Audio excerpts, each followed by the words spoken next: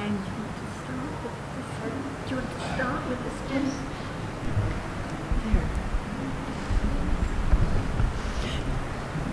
Ajarn, just before we broke for lunch, as I recall, you said something about, when we were talking about metta, you spoke about how even after our parents, you mentioned parents, but other people had died, there can still be metta, and I'm thinking here, while thinking about them. Whenever there is thinking about being, it can be object of metta. And the being does not have to be a living being. Why not? Why not? There's not such a thing as a non-living being. Okay, I'm confused then. So whenever there's thinking about Being. a being, there can be metta. I may have mistakenly heard, but I thought I heard something about even after death, after their death, there can be metta. But can you have metta to the body, dead body? No. See, that's the being. So it must be a living being. So This plane or other plane, it doesn't matter. plane or okay. Jonathan? It's not the question of whether it's a living being or a non-living being. It's a question of a being in any plane. Ah. Because there's no such thing as a non-living being, is there? So it's basically metta towards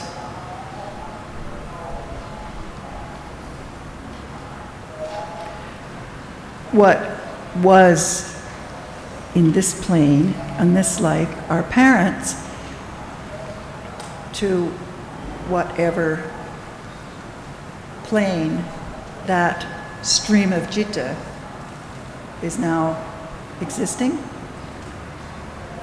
Is there being in heaven? That's a good question.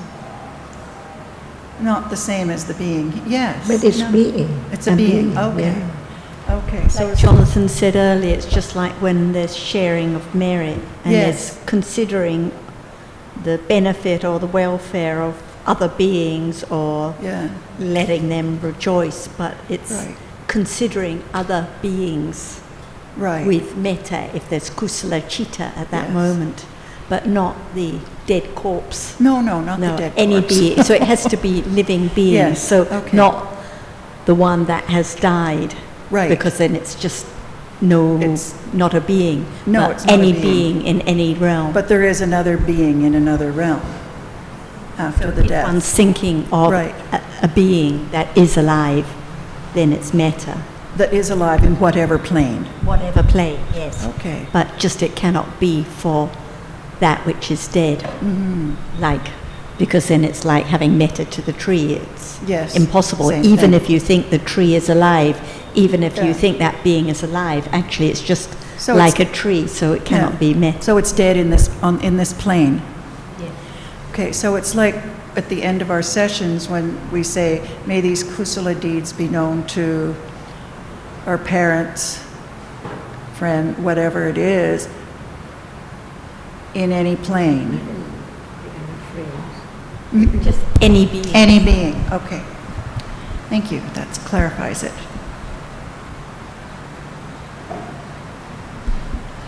And Roti, I have a question for you.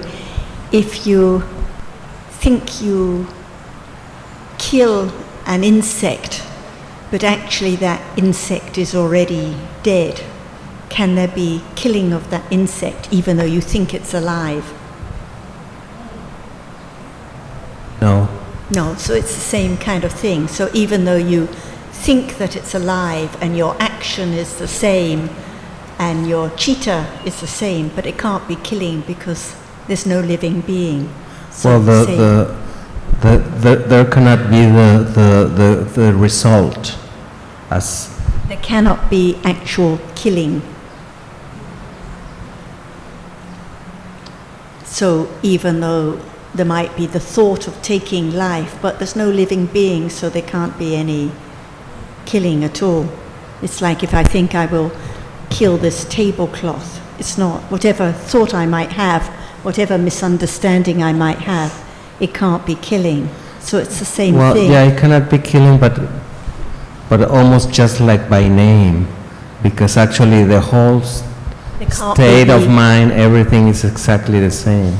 There can't be the harming of another. So the same thing, even though you might care for the tree so much and water it and kiss it, and there can't be any metta to it, whatever wrong idea you have.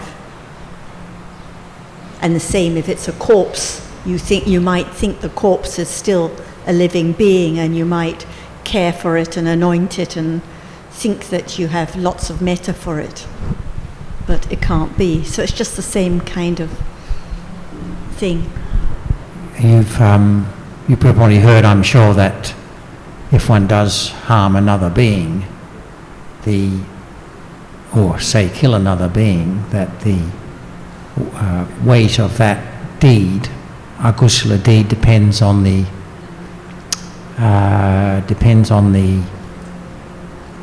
individual that was killed, the degree of kusala or understanding of the being. So, for example, taking the life of a person who's an arahat is a much more weighty deed than taking the life of someone who isn't.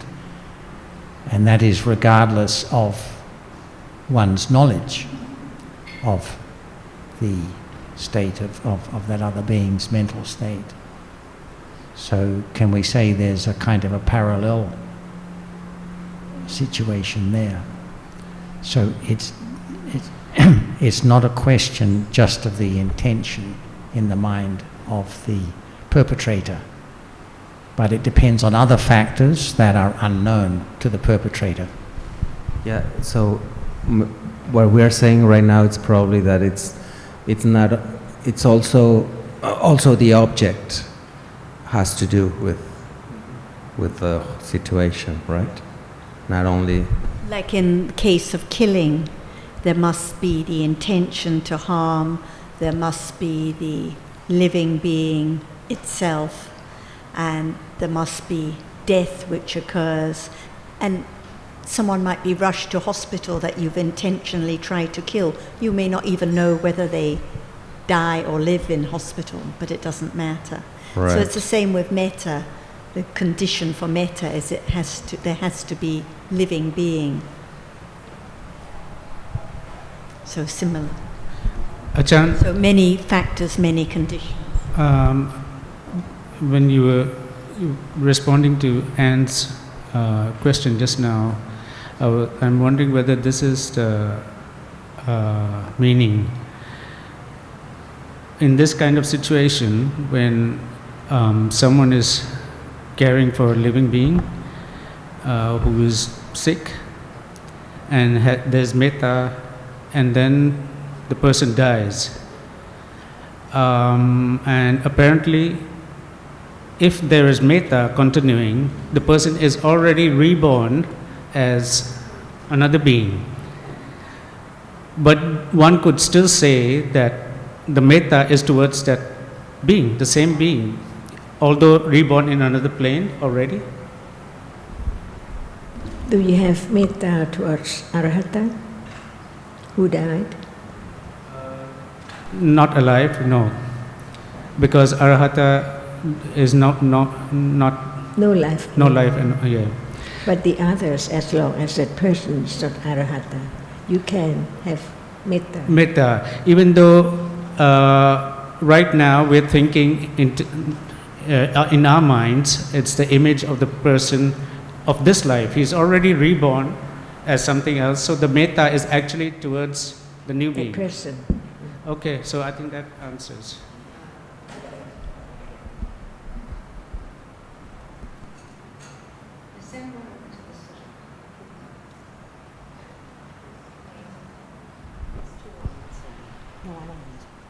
So when in the Metta Bhavana, when it says that the object towards, that cannot be used for the development of metta cannot be a dead person or dead being, that only applies in the case of developing metta to a certain degree.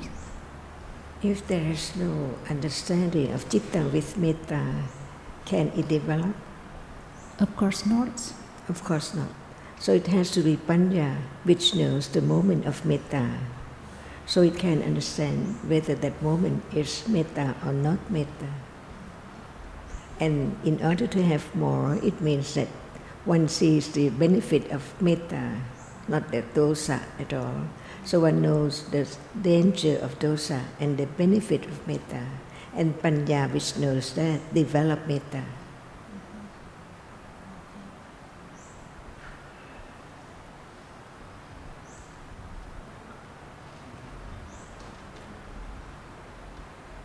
But when the text say that that a dead person cannot be used as object, although we can see that we can still have metta for a being who has died because now he's reborn. So I take it to mean that it's only in the case where metta have to be developed to a high degree, but I'm not sure about this. Metta is toward that person, or it's at the moment when citta is friendly? At the moment where it's there.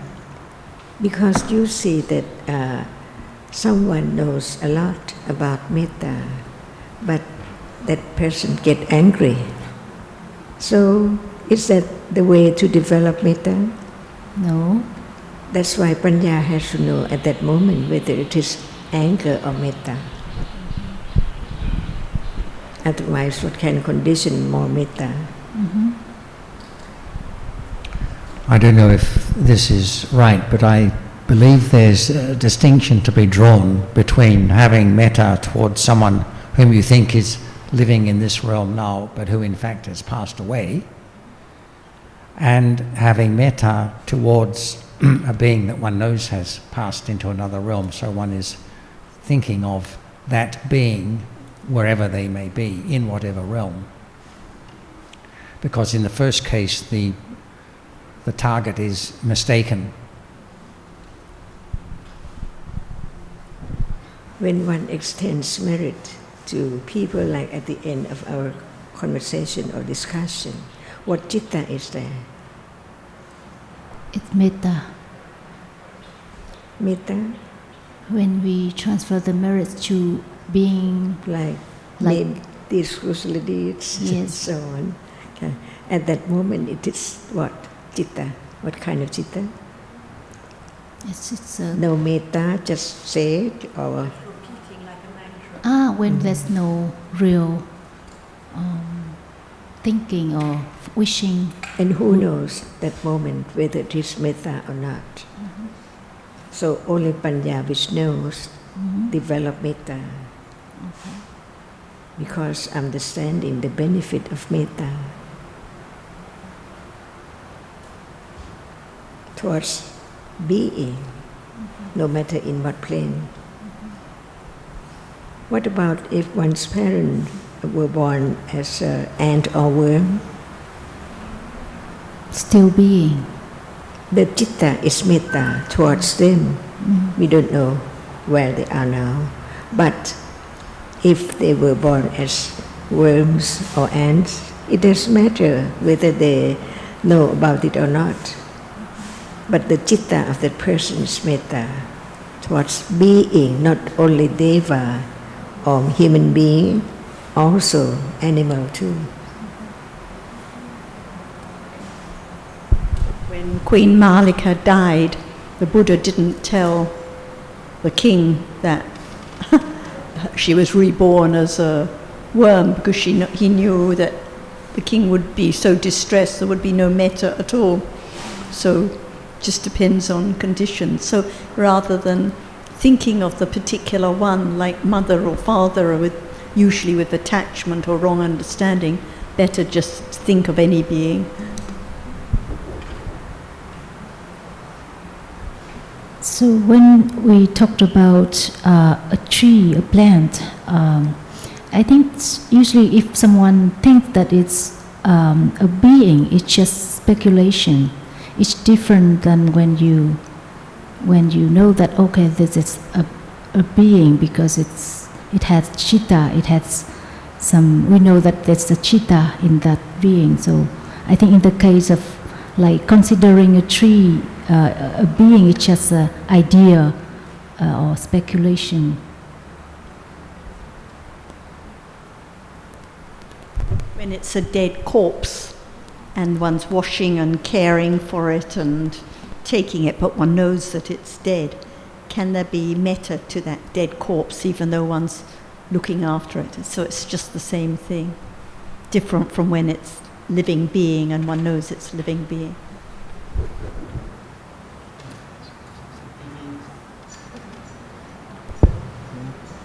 When we're watching the television, for example, we saw a lot of unhappiness of people on that. It is metta can arise? It's not, right? For what I'm understand.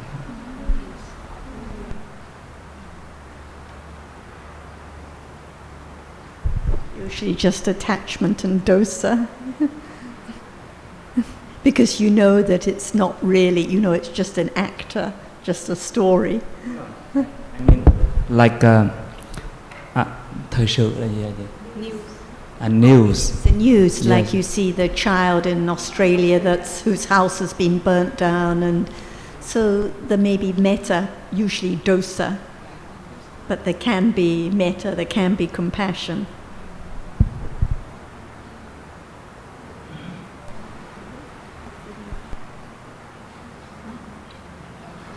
You can have metta through TV, right?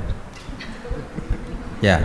At that moment, is the object the child's unhappiness and welfare, or is the object the TV? Is it metta to the TV? No, or no, I metta mean to what the you're child? seeing through TV, that's what I mean. So it's possible. So you can also have metta just thinking about somebody, right? Thinking about that child that one would like to be happy, or considering their welfare, can be. Because the object of metta is already a concept, right? What object is there? Well, a being, and So a being is a concept. it can be object of metta.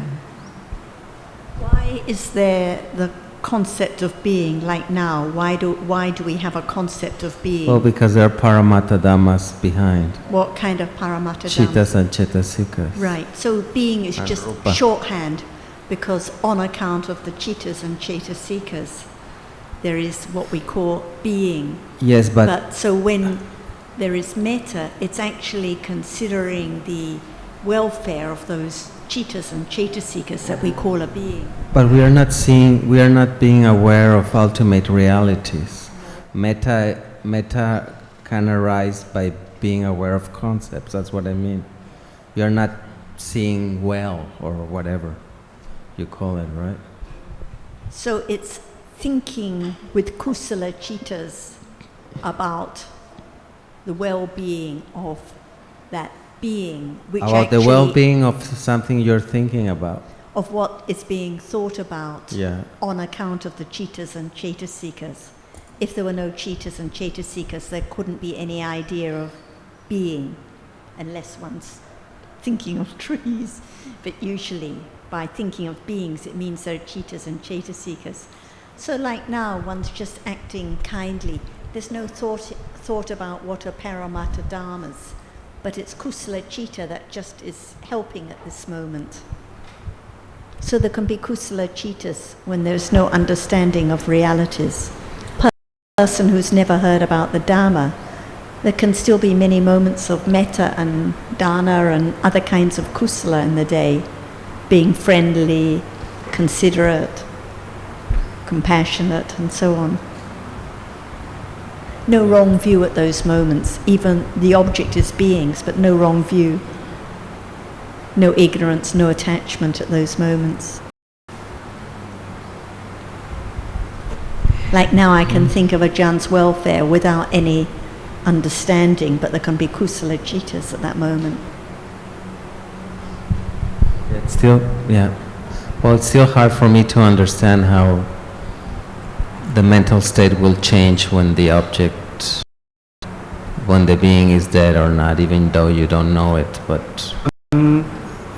Roti, it depends on the mode of thinking, not just because it has the concept of being as object of thinking, but also the kind of chitta. For example, just now we were mentioning about people in the news as against in a movie. I mean, even someone who doesn't have any understanding of Dhamma would not think about having metta towards a character in a movie, right? But if he saw a person in the news about somebody, there can be metta. So already there's a distinction being made there, right? Based on some, kind of perception about this being just a character and this being a real person. So likewise, how you think about a being. If you really believe that that person is a being and it's true, then there can be metta. But if you think that that's a being but it's not true, then it's not metta. That's a good point. It's just hard to understand that why my state of mind will be different. For example, if I'm seeing a kangaroo being burned in Australia now, I see it in the news, but probably that was just fake news. It was not a real kangaroo, it was all made. But my state of mind, my tears are exactly the same. No, yeah, I just cannot understand that part. It's now not like a movie. So the same. Yeah. Okay. But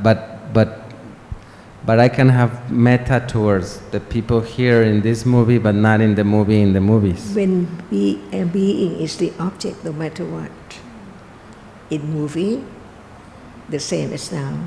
Whichever object is seen, but what's a person? Without citta and cittasika, there is no person at all, no being at all. So when there is the thinking about a being, and it depends on what condition, metta or karuna, not from just the movie or even right now, exactly the same.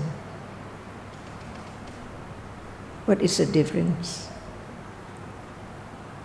between seeing the movie, what's there in the movie and what there's now? Well, the difference is that What is the difference? When you think of Snow White, Cinderella, and what about people now? You can think of the name and the story, but the reality is gone completely, no matter from movie, the screen, or this moment. So when there is the idea which condition such reality as compassion or kindness to the being, because there is the idea of thinking about that.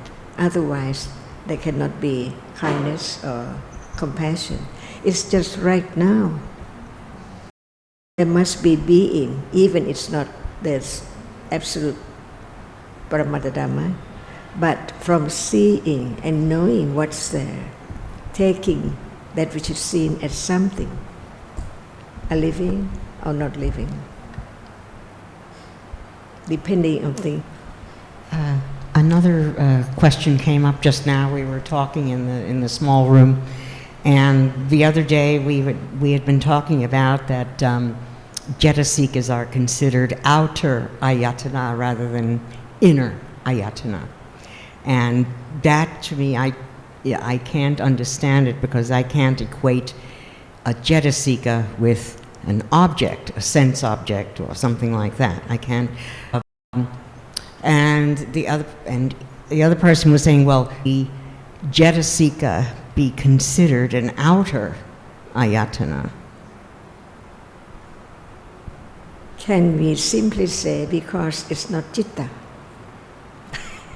Because it's the object of citta at that moment. So you're saying that Jetasika is the object of citta? Yes, dosa, loba.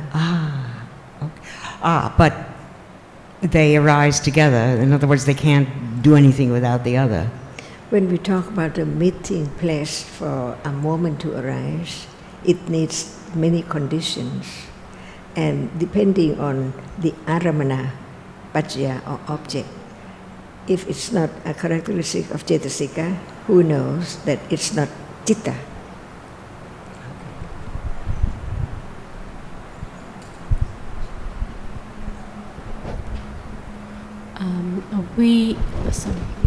Yes, you asked where it says in the text that Cetasikas are outer ayatanas. So this is from the Vibhanga analysis of the basis, and also the analysis of the basis on ayatanas in the Vibhanga, the second book of the Abhidhamma, and it actually has the same in the Visuddhimagga, which is a commentary, but this is the Abhidhamma text. Therein, what is Dhammayatana? The khandha of feeling, the khandha of Vedana, the khandha of Sanya, the khandha of Sankhara Dhammas, and that invisible, non-impingement material quality, i.e. subtle rupas, and the unconditioned element, i.e. Nibbana.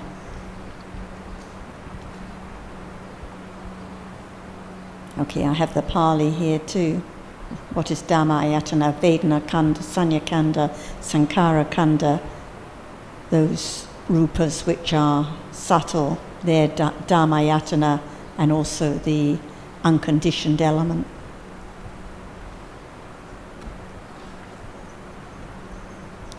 So any Cetasika is Dhammayatana whenever it appears or whenever it arises.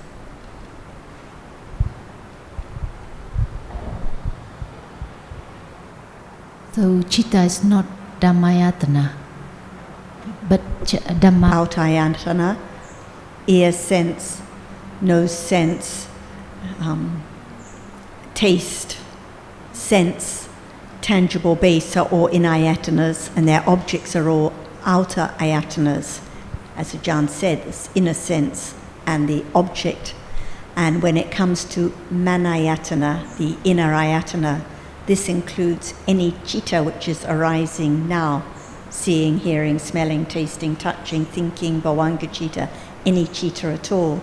And the dhammayatana are any other realities, any cetasikas, when they are experienced or when they arise, any subtle rupas and nibbana. Actually, the same dhammas that are classified when we talk about dhatus, elements, the same elements that are dhamma dhatu, subtle rupas, cetasikas, and nibbana. But when we're talking about dhamma ramana, it is referring to any objects which cannot experience through the sense doors. So in this case, it includes cetasikas, because they can't be included through the sense doors, subtle rupas, any subtle rupas, any concepts, any cittas that are experienced, can only be experienced through the mind door. So dhammayatana includes all cittas also, and nibbana. So different. But sometimes in the dictionaries, they kind of suggest that they are the same, but quite different. So this is why there's confusion.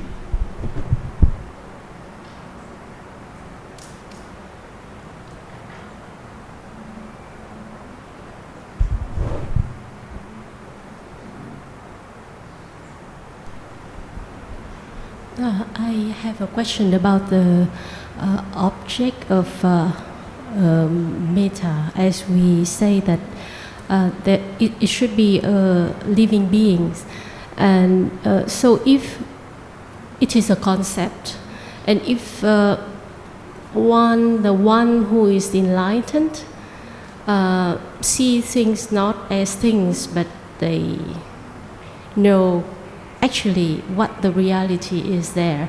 So if it is just the rupa or nama, is there any metta? Can be any metta there then? When you get angry with the eyes or ears, or seeing or hearing, or a being. Angry must be with a subject, an object, something. When there's the idea of someone or something is there as object. Yes, yes. So that's why the Brahma Vihara has the being, living being as the object. Yes. And without seeing, hearing, smelling, tasting, and rupa, there cannot be any being at all. Yes. But when it's a whole as someone, it conditions the metta or karuna, mudita or upekha. Yes. But I just suppose if one sees things not as a being, then and when you understand that without Paramatma-Dhamma, there cannot be any being, living being at all, right? So yes. Exactly at that moment of thinking about eyes and ears, do you have metta? Or when you think of a person with seeing, hearing, smelling, tasting, rupa? Rupa, you mean rupa? Included, because all beings, no matter 5 khandas or 4 khandas or 1 khanda. Does the enlightened person have the concept of a being? No, I think no. Why not? Because an enlightened person sees reality as it is. Every moment? Does every moment have the per se, the Sotapanna, who has no more wrong view, but if a Sotapanna was sitting in the room here, would he or she not have a concept of people? So you mean that it is actually momentary reality, that metta just arises at the moment of seeing reality as the beings, as the concept, that metta still arises. But yeah, partly yes, but I'm just trying to ask you to consider if the enlightened being was sitting where you are, would he or she see the same thing or something different, or how would the world appear? Depends on the moment, isn't it? So are you saying that some moments there'd be people and at other moments no people? Or what would be, how would the world appear at those moments when the person wasn't seeing or having a concept of room and people and things? If that enlightened being was listening, would that enlightened being hear words spoken, or would there be gaps in the sentence when there was some other object, or what?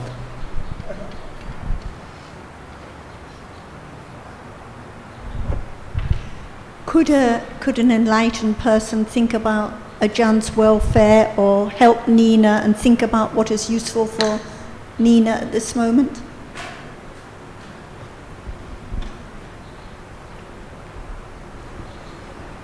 Yes. So at those moments of thinking of Nina's welfare or helping Ajarn, what is the object of that kind of thinking? Beings, Beings, humans, yes. yes. at those moments of helping or considering their needs, is there any wrong understanding? So you mean that they still see the world as it is, Just but as it they like are now. just understanding. Like at the moment of helping Nina with her stick, with, let's say it's with metta, there cannot be any wrong view or akusala, because we're talking about kusala chittas. So just like now, so life carries on as normal, but no, after that moment of metta, no wrong understanding that in reality there is a Nina or a being, no confusion at all, not this kind of question at all.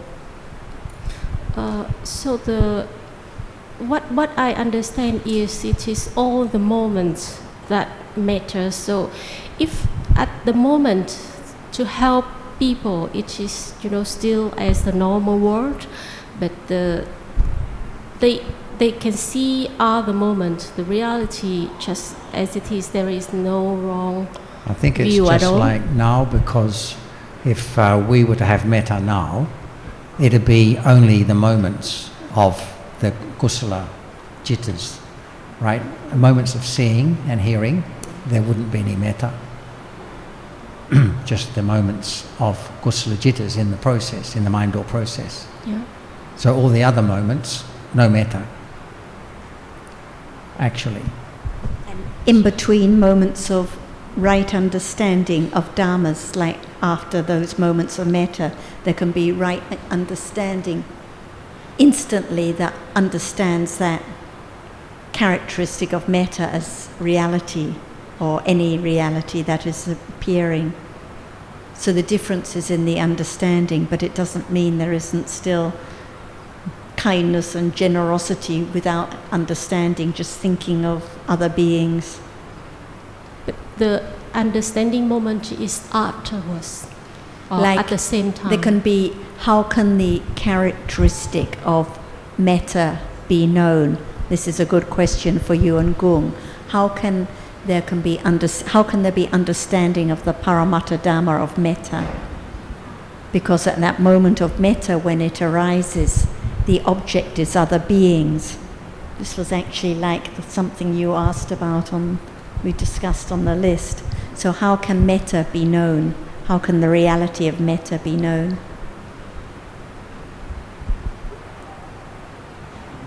About thinking about it, considering about it. Nina wants to. Well, I would like to bring the subject back, like Ajarn always does. It is so good reminder that it is now, and that we have to consider more, even when we ask about metta, the achittas, and consider that it is not a self and a reality, a Dhamma that asks, is a loba or is the chanda, like we discussed this morning. It's so good to understand better the reality at this moment. Like at lunchtime, Ajarn reminded me that there is Kanika Marana and Samuti Marana. So this is a reminder that there is only one moment, Kanika Marana, not the situation, not the concept of this situation or that situation, but Kanika Marana, just this moment. I find it so helpful as a reminder. And Ajarn said, well, when it's considered more, it can be a support to slowly more, to have more understanding, even leading to direct understanding. So whatever we're talking about, like metta or anything else, it's a reality, and it has a characteristic which can be known even now when it appears. So at that moment of metta, beings are the object, but immediately afterwards, the reality itself can be known directly when there is understanding, even now. And for the enlightened being, the world or the mind works in the same ways for us, so seeing, hearing, and a lot of thinking, following each mode of seeing. And that thinking creates a concept of people and things in the world, and a room, people and objects. And for the enlightened being it's the same, but for us, because of accumulated wrong view, which arises from time to time, but also, as we've heard, is one of the asavas that sort of is there in a subtle form all the time. The world, the idea, the mere concept of people and things, which is based on experiences of rupas, comes along with a certain idea of reality as being those people and things. Whereas for the enlightened being, there is that's all been eradicated. So although the concepts are formed, there is no taking the concept for being a reality. But otherwise the world is, the enlightened being doesn't have to reconstruct realities into people and things.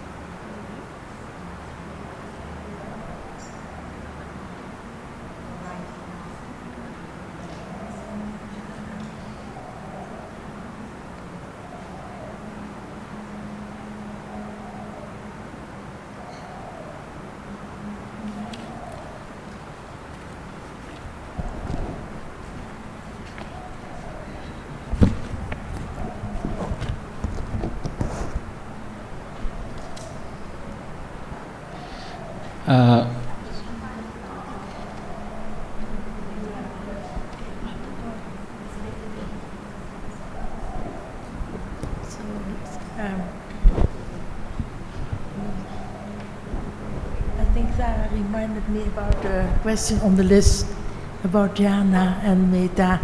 Or in jhana, the object would be not a being or not a sense object. Was it that? I think so. But it seems like, again, speculation, because Ajarn said to me, it all has to be very natural. So when we think now about jhana, there is no jhana now, and I don't know about jhana. So it's better to talk about this moment.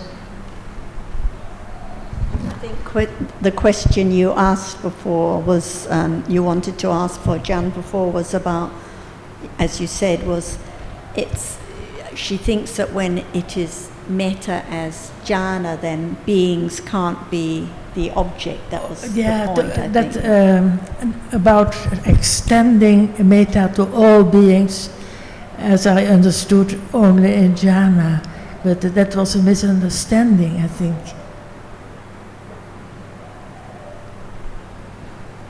How come metta to be at level of samatha?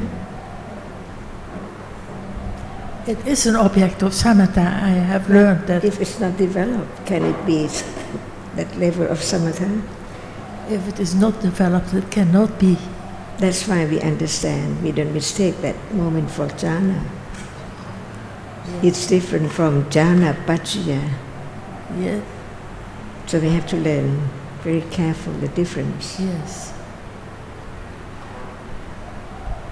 When we talk about jhana, what do we mean? Jhana? I'm thinking of how it is described in the Visuddhimagga, very slowly. But if you don't talk about Visuddhimagga, about reality. So about reality, I really don't know how to develop it. If there is no object of metta at all, can it reach that level of jhana, which has metta as the object? It could not be if it is not developed. Mm-hmm. That's why from now.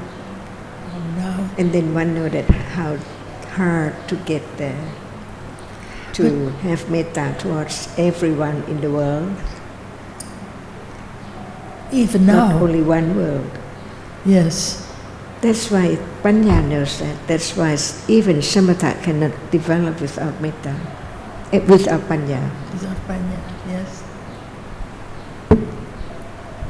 So when samatha develops with metta as object, how is that samatha, how is that calm developed with metta as object?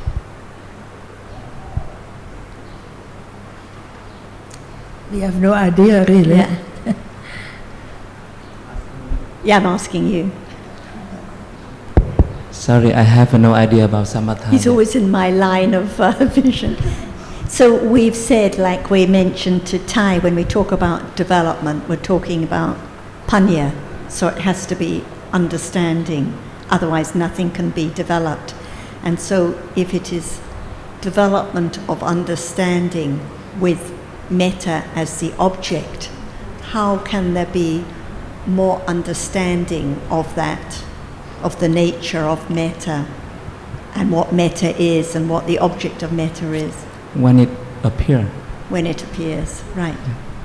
So after metta has arisen and experiences other beings with loving kindness, then that reality can be, that metta can be known.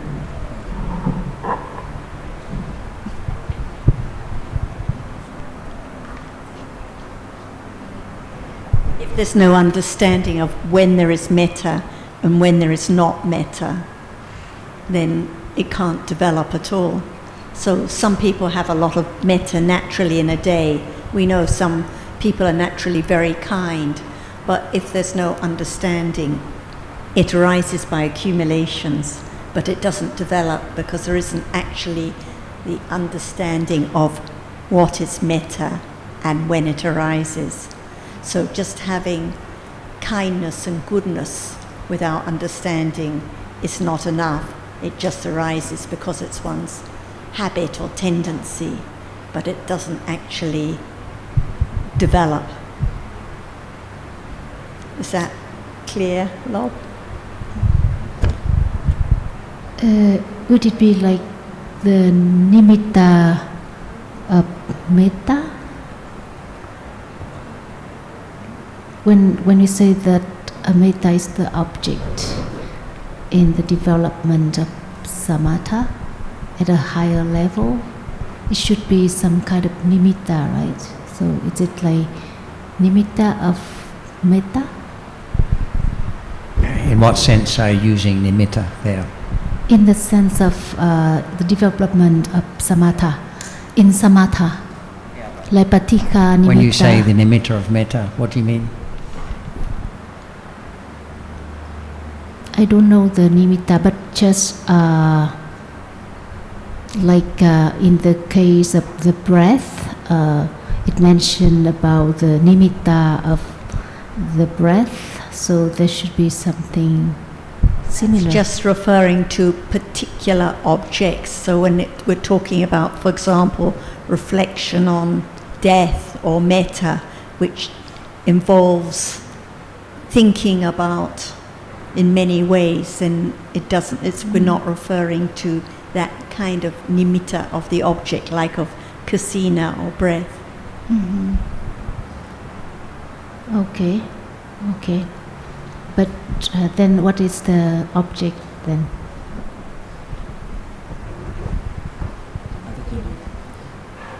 Well, as we've said before, the understanding understands about the kusala citta, knows kusala from akusala, and also knows the conditions for that kusala to arise.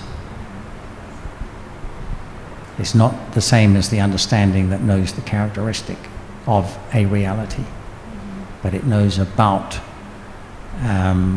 kusala states of different kinds. But at the moment of... And the value, say the value of metta, the benefit of knows metta. when metta arises, what metta is, but if it's not the understanding of reality, it's still my metta. Yes, that is the, I guess that it's the beginning, well, I mean the basis, the foundation, but at the moment of jhana, then what is the object?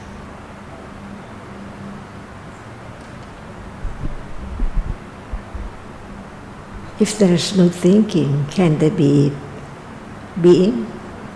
No. So, do you always think of someone? Do you think of someone? Yes. In a day? Lot. What citta is there at that moment? Most of the time akusala, but sometimes... So it's not metta. But when it's metta, you learn to understand the characteristic of metta at moment of thinking about the others being. Is there a shape and form of that person in your thought? When you think of, for example, Jonathan, it's the idea of Jonathan. Only the name, but everything that you know about that word as a being, right? Not the other being, but this particular one. And what citta at that moment of thinking about him or anyone?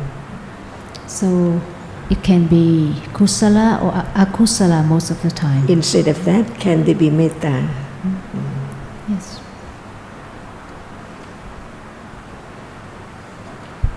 And when it develops and grows, when there's more and more understanding of that metta, and it grows and grows greater and greater to that level, then it's more and more, it's deeper and deeper. And usually it's attachment or aversion, right? But it's just the name, and you think of people or being. It's not like when you see that person personally. See? So metta at that moment of seeing someone, not just thinking, because when we think, usually it's always with attachment or aversion, right? Because metta is not strong enough. So metta is that sit down in dark room and then think about people try to have metta, but it's moment of seeing that person, confronting that person, whether metta is there and it develops more or less or not at all. So the development of metta is that which has to be by understanding. If there is no understanding at all, the citta at that moment cannot be kusala of metta. I think that's a very good point, that when we meet the persons, it's more likely to be metta, and when we think, just think about someone, it's more likely to be akusala. That makes sense.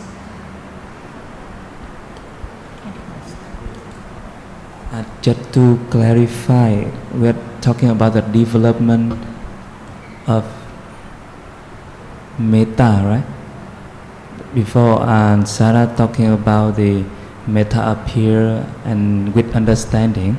Okay, there are two kinds of bhavana or mental development. What are the two kinds of bhavana? Like we... Yeah.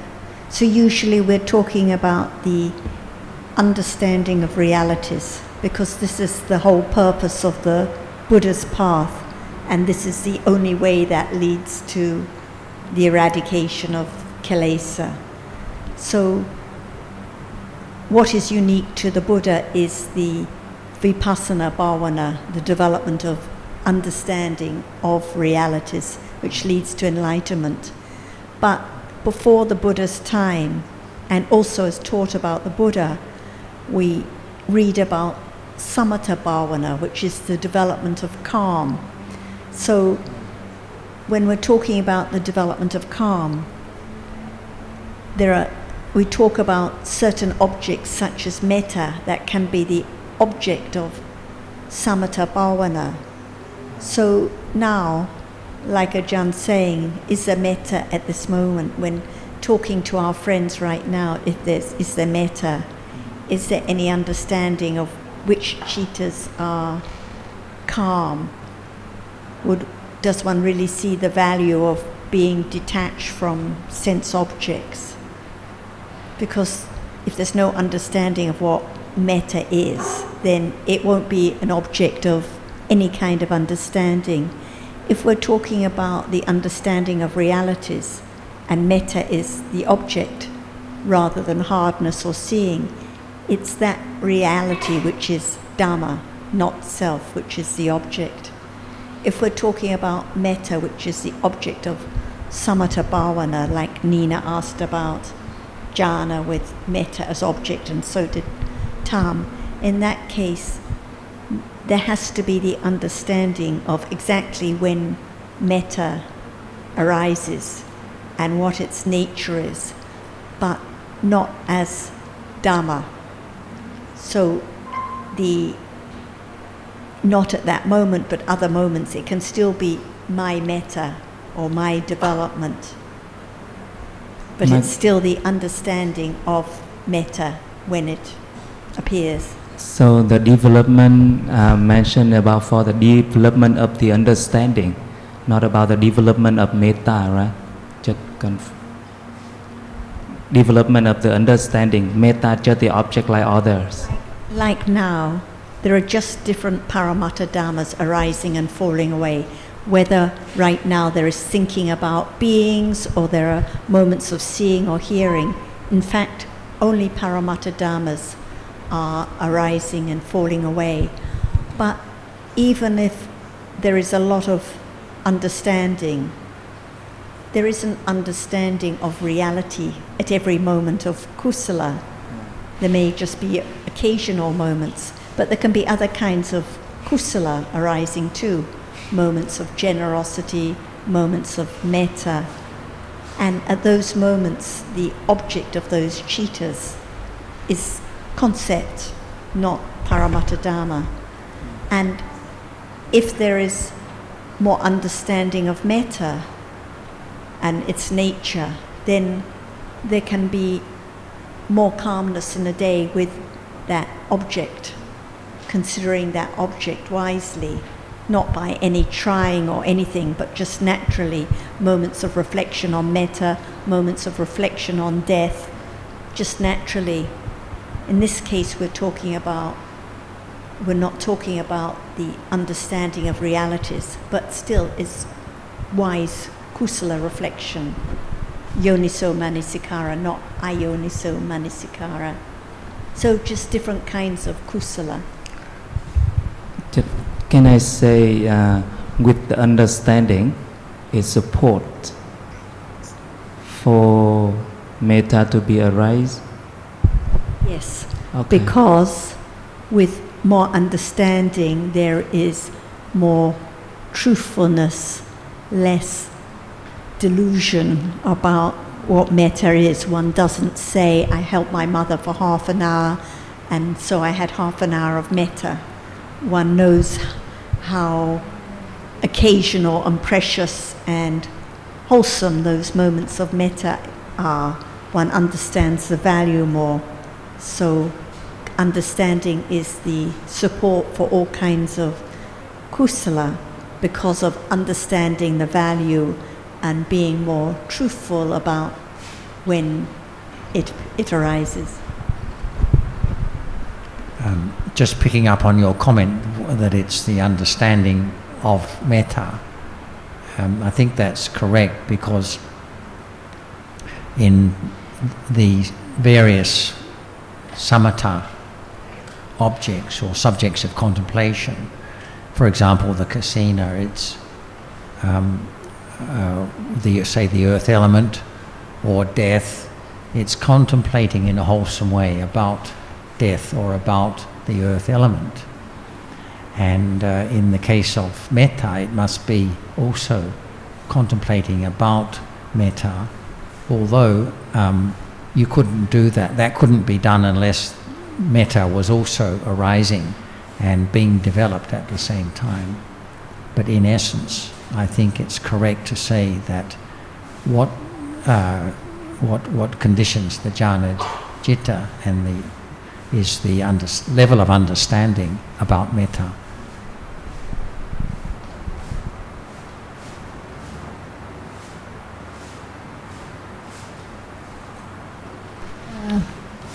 A song along the same line, talking about the arupa jhanas. We know that like the higher arupa jhanas have the previous citta of the lower level of jhana as object. So of course the citta must have fallen away. So what is the object? It's actually the nimitta of that citta, right? Of that reality, the second and fourth have the nimitta of the reality of the first and third.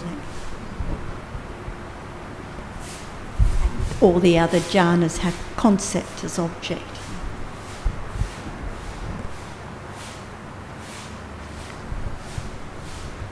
I have a question here from Alan, different topic. We can come back to this later, but just to give it a little break.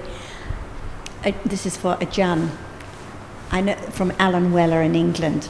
I know we have discussed this before, but I would like your view on this issue in schools, if possible.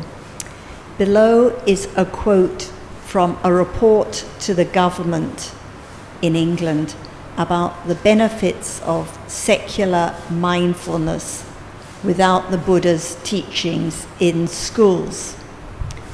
Quote, methods for training mindfulness have long been central to the contemplative traditions of Asia, especially Buddhism, using these methods but freeing them from any religious or dogmatic content. The below are quotes from the teaching standards which are required by law for all UK schools, all schools in England.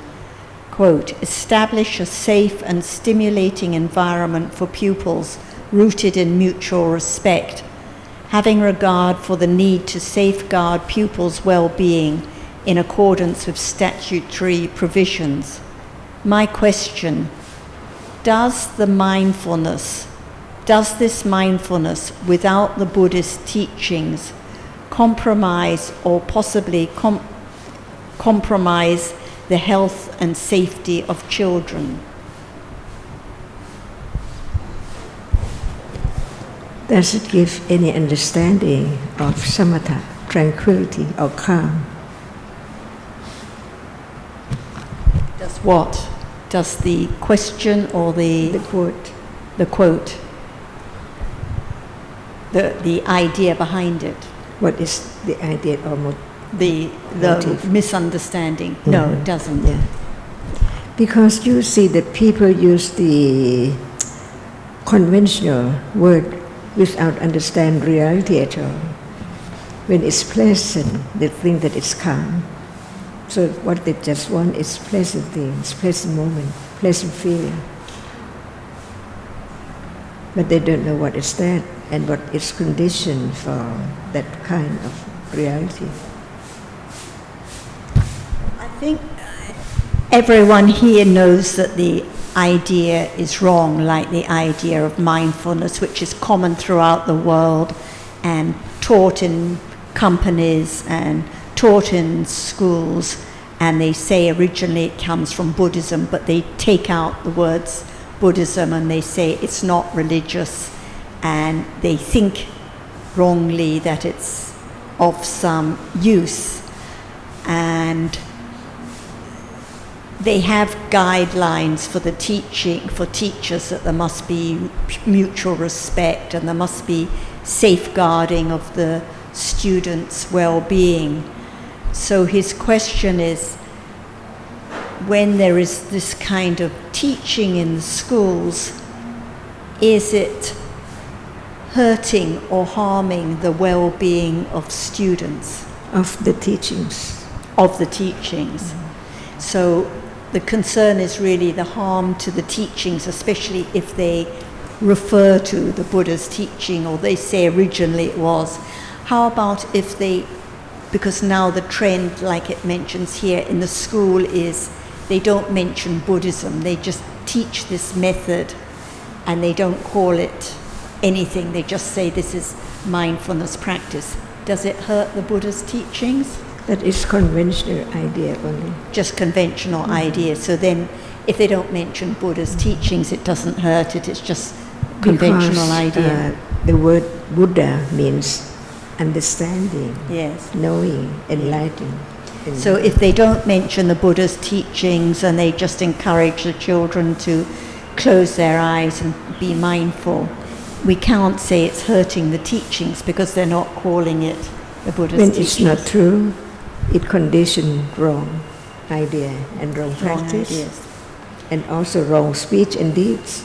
Like they say, this is the teachings. So we can say in that sense that it harms the students that are taught, but we can say a lot of other wrong teachings in schools, teaching of other religious ideas as being true, also in that sense, because when people don't have right understanding, it has to be like that. Without understanding what is the result of that kind of practice. Just more wrong understanding and attachment. And think that it's right. Think it's right. But isn't that just the same when children are taught other kinds of religions, or even when they're taught science and taught that science is the explanation of the way things are? So I think that that's the way that the world is, because there's so little understanding. It's bound to be the teaching of wrong view and attachment, no matter what kind of, no matter what is taught. Is this any worse than any other kind of teaching? For those who'd like to understand the truth.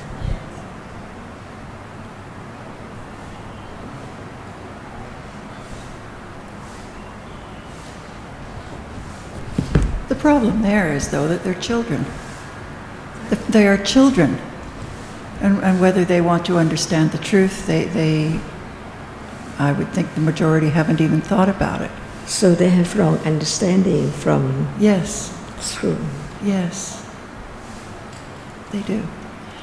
And even adults, I don't think they're particularly interested in understanding the truth. They just want to relax or something like that, right?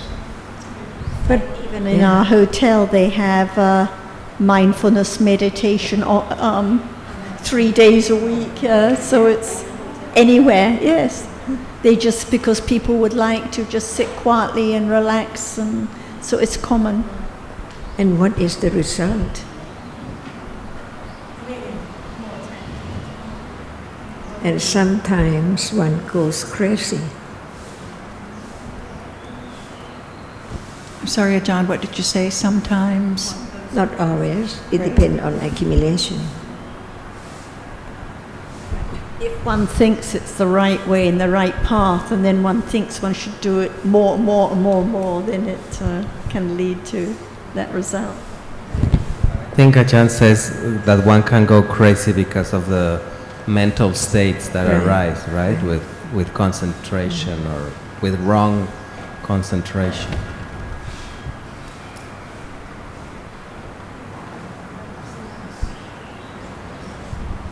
And it's not just there, anywhere in the world. Yeah. No, I just heard about the wrong concentration. I'm just curious about it. Concentrations arise every time with citta, right? So when it's akusala citta, then concentration is there, and when it's akusala citta with wrong understanding, what kind of concentration is there at that moment? You can say wrong concentration. Wrong concentration, wrong everything. Wrong thinking, wrong everything. But is this more danger than whatever arises now? It like at the moment of after the moment of seeing many attachment there, many loba there, right? So it also the wrong concentration, but it's not like very strong level. Or what is the differences between that and Ajarn always impressed that it the wrong concentration, it does lead to very wrong, or what is the difference? Is that daily life like this? Now we're having a Dhamma discussion and we're learning more about Dhammas. But while we're having this discussion about Dhammas, like Ajarn said before, the asava ditthi, it arises so commonly.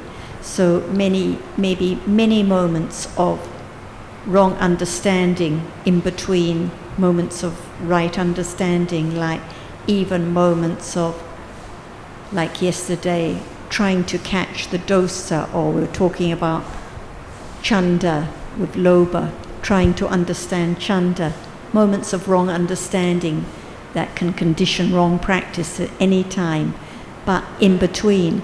But if one has the idea that closing one's eyes and focusing on the breath, for example, or focusing on loving kindness is the right way, and one has the idea the more of that kind of focusing the better, so one just focuses more and more and more on what one thinks is metta and cuts contact with one's family, or just wants to live in a remote temple just focusing on metta, then it can become quite dangerous. One can go quite mad, just cutting off contact from other people, being so disturbed by any noises, thinking there shouldn't be any electronics anywhere, just wanting to focus, maybe not even eating or drinking, not wanting to waste time. So wrong concentration, if it's followed, this is the wrong path and it leads in the wrong direction. So most children, or most people in the hotel who just sit quietly and relax, they're just sitting quietly and relax and just attachment, pleasant feeling. But for the one who really thinks it's the way and focuses more and more on the wrong object, then it's dangerous. So the point is not about the wrong concentration, the point is about the wrong understanding, right? The wrong understanding and the wrong concentration, because that concentration can be very strong. Very strong. Focusing very strongly on the object. Okay. Because, okay. Are they really relaxed? Are they really relaxed? They think it's calmness and relaxation, but actually all those moments, the citta is very agitated, no equanimity, no tattramajatata at those moments at all. Uncontrollable. No Uncontrollable. It cannot be like one wishes.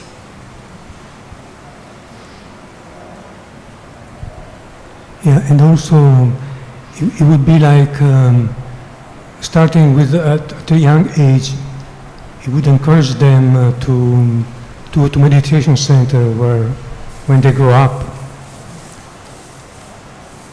So I don't think it would encourage I don't think this is a way to encourage children to understand the Dhamma at all, but the opposite.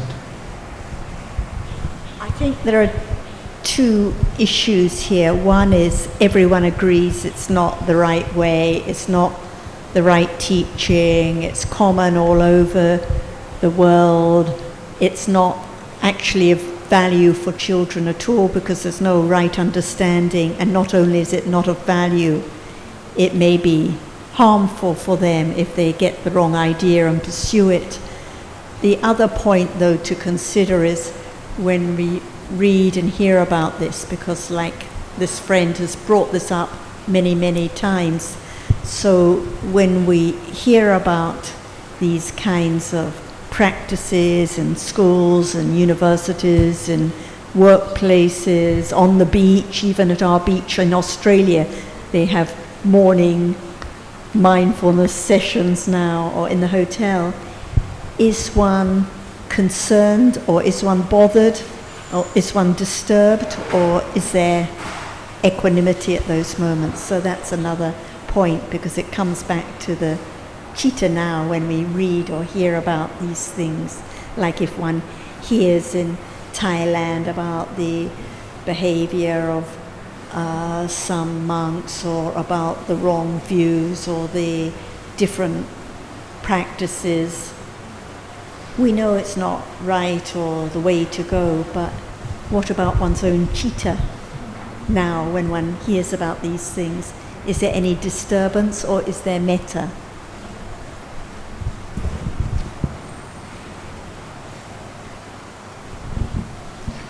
I have a question about fantasy world, like seeing in here Ajarns and friends and flower and so on, and the creation of this fantasy world is ignorance. But can you explain more About the creation of the fantasy world? right now, when there is no understanding of the absolute truth, Dhamma. Yeah. Now, it's now fantasy. But Thai, is having the concept of a person a fantasy, or is it based on certain experiences, the experiencing of certain dhammas? No, I just mean about the word concept.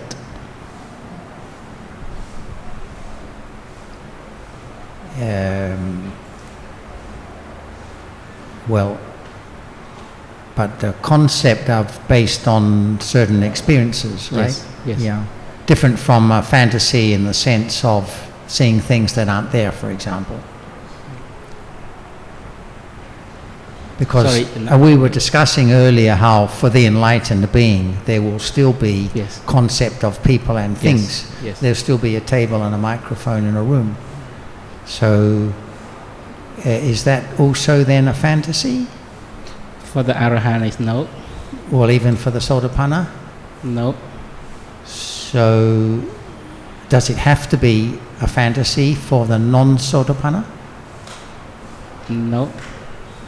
Again, sorry, your question. Well, if it's not a fantasy for the Sotapanna, does it have to be a fantasy for us now? I think yes, because of attachment. Because of attachment to that, and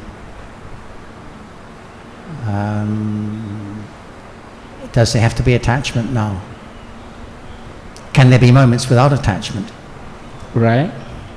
There can be attachment, can be no. Right, right. Because not all moments are a kusala in a day. So I'm just getting to the idea of, is it really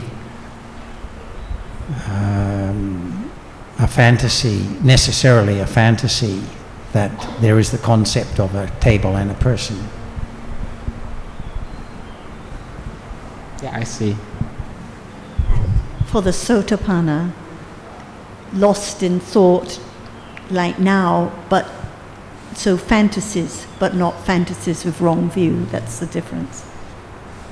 Yes, because the Lots reason of proliferation, but only proliferation with lobha or mana, but not with ditthi. Yes. The reason because it appear all the time. It just right after the seeing, then see the people, see everything, and so can we say like enlightened person also thinking about the concept, but without the wrong idea that self thinking, something like that? Still thinking about the concept. Not What about like at lunchtime when one's just dreaming about different kinds of food and just having fun and enjoying oneself, and maybe no wrong view arising, but just lost in daydreams and fantasies? just common.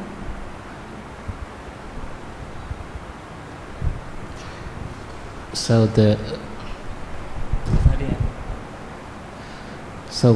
from what you explaining, so it's the difference is for the Sotapanna that is no any wrong view about the people and things, that it's a Can real. still be dreaming and chattering about the different food items and the different tastes and whatever, just lots of papancha, lots of fantasy, but without any wrong view. Whereas for us, when we're chattering and thinking about the food, there may be moments Hidden of wrong view. Hidden wrong view, yes. Jitasava, completely unknown after seeing and hearing. It's not now so very fantasy, just now. Permanent things.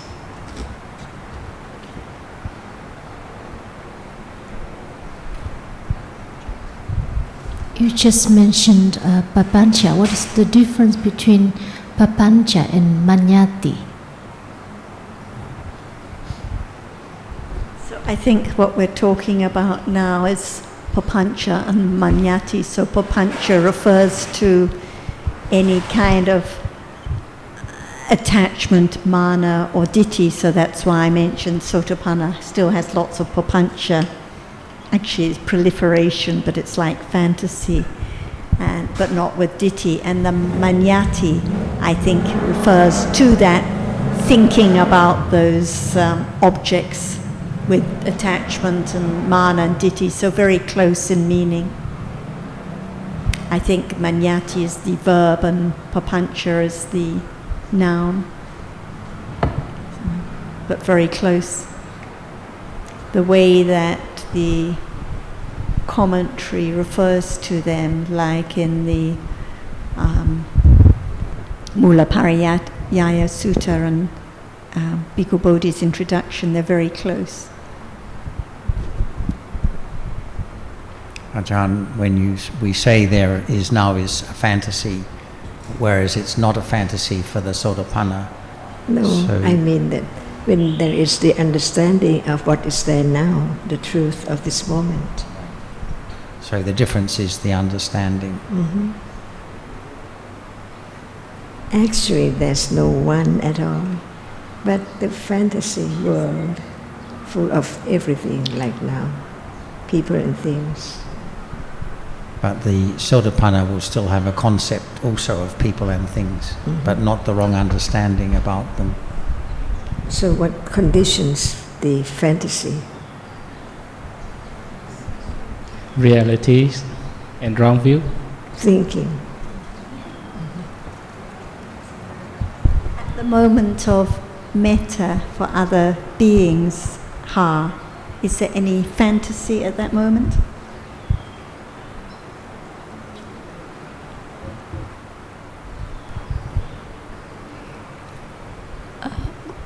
I think it depends when it is with an enlightened person.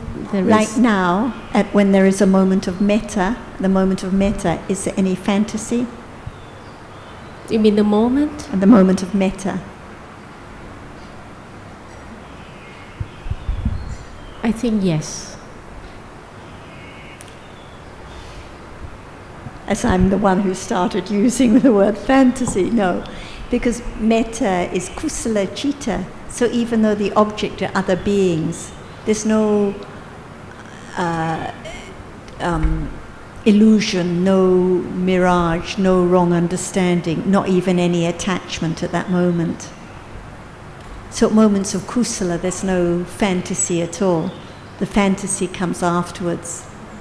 Like at a moment of any kind of understanding, no fantasy, but afterwards instantly dreaming about what's been seen and heard and what one would like for supper, how long one's journey will take. This is the fantasy world. Living in the world of concepts, but not understanding that they are just concepts, ideas, mirages, not realities. So if is the moment of kusala chitta, then there is understanding there, so there is no awareness fantasy. at that moment. There's no attachment, no ignorance. When there's fantasy, there's ignorance. Yes. And we say that the world of concept is the world of fantasy.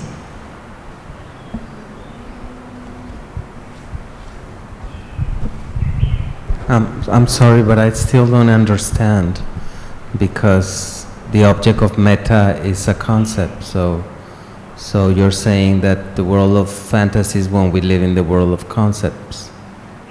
Living in the world of concepts with ignorance and attachment, not even realizing that we're lost in the world of concepts, like at lunchtime when we're just enjoying all the different tastes and thinking about different things, lost in the world of concepts without any understanding that the thinking is real but the concepts are not real.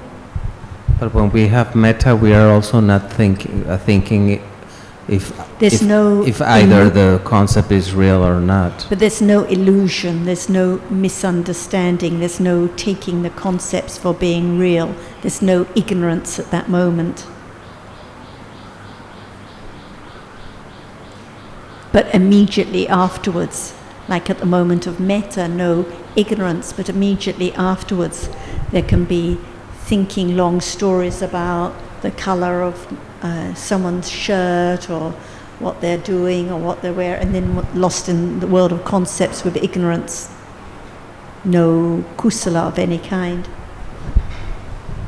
Can we say that everyone lives in a world that includes concepts, but for the enlightened being, because of the developed understanding and lack of wrong view, there's no fantasy aspect to the concepts, whereas for the unenlightened being there is a fantasy aspect, but of course at moment of kusala presumably not so.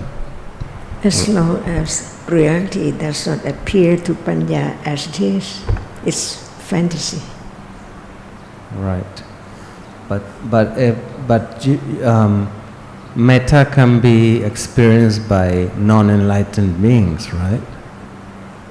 Is there a being or just a moment of citta arising and falling away? That is not fantasy, it's true. But as long as it does appear as it is, it's still the world of concept, of fantasy. And I'm not sure if it's related to this, but it sounds like I've not really understood that. In one of your talks, Thai talks, you mentioned Thale Chư, Thale Phap. Is this the fantasy you're referring to that's conditioned by ignorance? So it comes down to thinking with ignorance. That's fantasy, isn't it? Can we say, as long as reality does not appear as it is to panya, it's fantasy? Because it takes the citta as permanent, like seeing now. While in reality, it just arises and falls away in split seconds. Asked what's seen, and we say, I see this person, that person, that's evidence of fantasy, because in reality what's seen is visible object. Because the arising and falling away of seeing does not appear yet. So there is people and thing in our fantasy world. But when reality appears, it's not a fantasy at all. Because it's so real, it's there, no one there, no thing there. So how can it be fantasy? The fantasy is the lack of seeing realities as they are, rather than the idea of a table and a room, though. Because is that right? it brings about fantasy world. We're having metta, which realities you're seeing as they are? Fantasy as I have metta, and metta does not fall away. After the metta, if there's the idea it's my metta and I don't have, and it's something that lasts, then that's fantasy. But that, in that case, that will apply also to akusala, like after the anger, then you have the idea of a person or something. So more and more fantasy. But we could say that the moment of anger, I don't know what's the difference between the moment of anger and the moment of metta in the sense of not being a fantasy. Is the tree fantasy? Is the flowers here fantasy? Yes. Because not knowing the truth that actually they have gone, everything which appears, never to arise again, but it's still there in the fantasy world, thinking about it as different things and events, happenings. But also the being that I'm having metta for. No matter what, as long as reality does not appear as it is, nothing can destroy the fantasy idea. As Jonathan was just saying, it's not so much the thinking, the concept, but the fact that there is no understanding in between. So even when if you're having a lot of metta and less akusala, if there's no, in between there's no understanding of reality as they are, then it's still fantasy. So, and as Ajarn was saying, the moments out of fantasy, the brief moments are out of fantasy is the moment of satipatthana, when it's like an island It's in the just middle like of the ocean. So Sarah was saying right now that at a moment of metta there is no fantasy. There are different, we can take it to different levels, different, in the ultimate sense, even those kinds of kusala, even samatha bhavana, even though it's very great samatha, even moments of jhana are considered as the wrong path because they're not the moments of understanding and they're not leading in the right way. So in this sense, one could say that in the ultimate sense, any moments that are not moments of understanding of reality are fantasy. So Ajarn is running with... It's a particular meaning of fantasy. Yes, running with my word fantasy and just taking it to in the deepest sense. So even samatha bhavana, even moments of jhana, is a wrong path in the deepest sense. So it depends how deeply one considers it. Mad and insane, more fantasy. I mean, one of the meanings of fantasy is having ideas about things that there's no basis for. But when we talk about flowers, we're all fantasizing about the same things, so there must be some basis for the idea of flowers to arise. Otherwise, we wouldn't all have the same idea that there's a bowl of flowers there. But in a sense, can also be regarded as a fantasy. Originally, when I started using this word quite a lot in Vietnam, and Ajarn liked it a lot, but originally I was using it in the context of any kind of papancha, in particular any delirious thinking with attachment and wrong view or other kinds of akusala. But she is taking it and using it in a really deep sense, referring to any moments of wrong path, which also include moments of generosity, moments of metta, moments of samatha bhavana, because at those moments there is no right path, there's no illumination of the world. So everything is unreal. The other, we were saying nothing is real, so in one sense everything is fantasy, because everything falls away instantly. The way I was understanding fantasy was like taking experience for people and things, right? Taking. That's one meaning. That's the one. And then a deeper meaning is not just when there is wrong understanding, but even when there is attachment, dreaming about different things. But then a deeper meaning is whenever there is no understanding of reality as it is. And an even deeper meaning is because everything arises and falls away and actually is unreal in that sense. Compared to Nibbana, that's even deeper. So it depends how it's used. We are here, not in the mental hospital. Right? So it begins to understand what's meant by fantasy, different degrees. So we can say that as long as it's not the vipassana jhana, the moment of penetrate the truth of reality right now as it is, as no one at all, only that which arises and falls away. If it's not known yet, the fantasy of what is there, me or... So then it also includes moments of understanding of at the level of pariyatti or satipatthana, because it's not the clear knowing of vipassana jnana. So it can be taken deeper and deeper. So what was your meaning when you were saying that at the moment of metta there is no fantasy then? Because when I was using it, when I've been using it, I've been saying that I've been using it to refer to moments when there are papancha, like as a synonym for papancha, when there's just thinking with attachment and ignorance and wrong view and conceit. So at a moment of metta, the object of other beings, but there's no attachment, there's no wrong view, there's no ignorance, there's no delusion, there's no ignorance at that moment, no ignorance of any kind. So that's how I've been using it.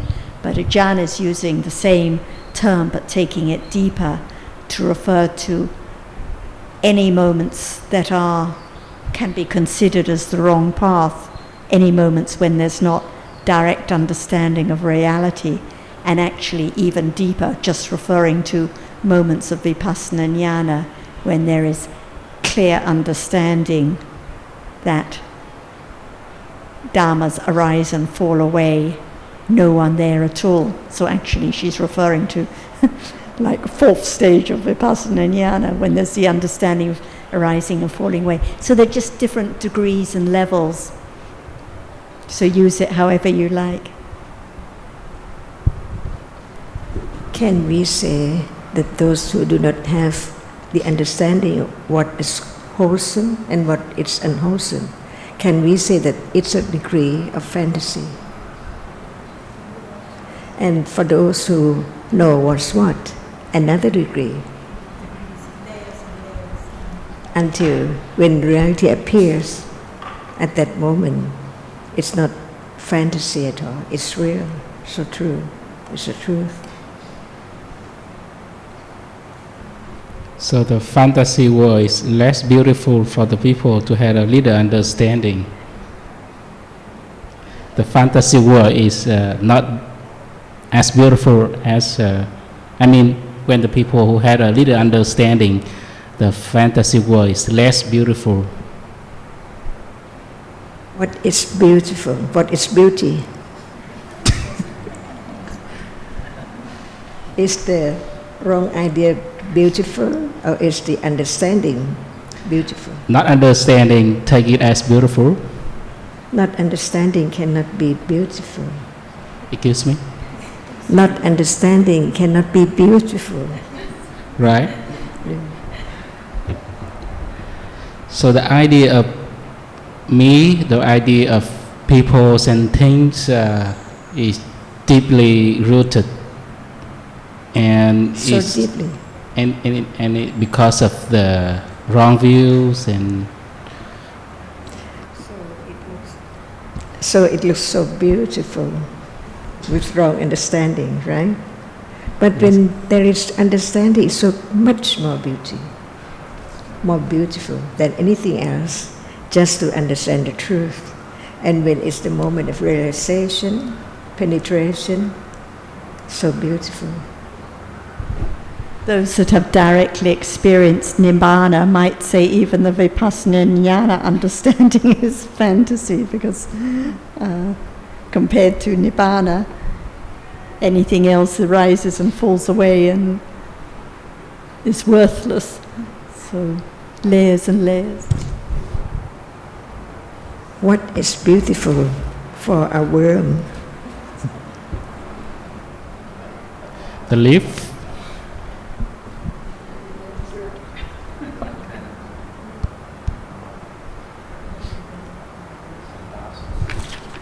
I've got a question from Azita, and I think it's a good time because she said she was listening in the afternoon. Hi, Azita. This is a verse from Sutta Nipata, and it's a little bit linked to this discussion. The world is shrouded by ignorance, Ajita, said the Blessed One. It does not shine because of avarice and heedlessness, because of greed and heedlessness. I say that hankering is its adhesive, suffering is its greatest peril. Her question is, what is the meaning of shine in this instance when it says, at the beginning it said, the world is shrouded, covered by ignorance. It does not shine because of avarice and heedlessness, because of greed and lack of awareness. Because of no light. Yes, no light of understanding, because it's covered up by ignorance. Yes, I said. Shine here in the sense the moon shines, so it's light.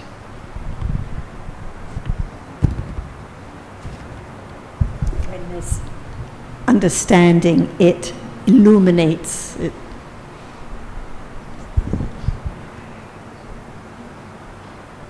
Then one can see the beauty of truth. The illumination of truth. It's beautiful in thinking. It's beautiful in thinking now. It's much more beautiful when it's realized.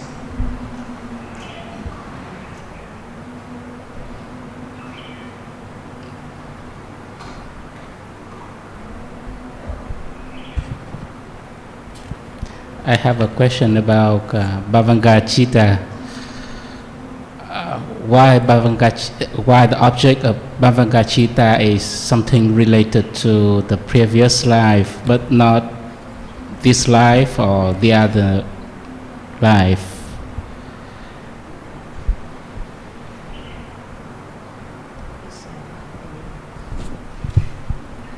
So the object of the Patisandhi, the Bhavanga-cittas and the Chuti-citta in this life is the same object that was experienced by the last Javana-cittas just before death in the last life, any object at all. So like, as Ajarn said the other day, death could come now. So if death came now, whatever is the object of seeing or thinking now would be the object of the rebirth consciousness and these Bhavanga-cittas in the next life. It's the unknown object, because Bhavanga-cittas don't experience the object through an eye-door or mind-door process, so it can't be known. It's completely unknown, and it doesn't matter what it is. Is that the point? So, like Thai just mentioned about beautiful.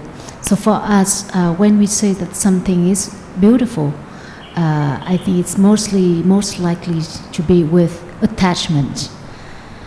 So for enlightened beings, I suppose that they still see that this is beautiful and this is not beautiful according to the like the general middleman idea. But what is the difference when they, yeah? Are you familiar with, I shouldn't use the word aware, are you familiar with the 4 vipalasas, the perversions, the distorted ways of thinking, Thai? Sorry, I don't know So what you mean. we read about the 4 kinds of perversion or distorted way of thinking. So for ordinary people like us, we take that which is impermanent for being permanent. We think the seeing lasts. We think the hardness touched lasts. So what is actually impermanent is taken for being permanent. This is one. And the second is that which is in truth anatta, we take for being something or someone. So the Sotapanna no longer has these kinds of perversions. There's no longer any idea or thinking about taking that which is permanent for impermanent or that which is not self for self. But still the other 2 kinds of perversions. One is taking that which is dukkha, that which is unsatisfactory for being satisfactory. The feeling when eating lunch, the pleasant feeling, is taken for being satisfactory, but actually because it's impermanent and rises and falls away, it's not satisfactory at all. It's completely useless. Even the panya now, it seems to be very satisfactory, and we all dream about having more panya, but the panya now, it arises, it falls away, it's not in anyone's control, it can't be made to arise. So it's dukkha, it's not satisfactory. And the other one is beautiful. So what we take for being beautiful, like the color, for example, is actually foul. Whatever arises and falls away, whatever is unsatisfactory, is actually foul. So for the Arahat, no more vipalasa whatsoever, no more illusion that what is really foul, actually no more thought that it's beautiful, no more idea that what is dukkha is sukha. But still they will know conventionally that, most people consider this flower as beautiful, or they understand how everyone thinks, but for them, no illusion that there's anything beautiful that's seen or heard or experienced in life at all. I guess that we should try to have good food many times before that we cannot see good food. You have countless times for that. We don't have to have extra loba just to make up for when there will be no lobas. So even the chili taste in reality is foul and unsatisfactory because it's impermanent and anatta. What is the Pali word for the last vipalasa? It's subban. Soba and asoba. Asoba and soba.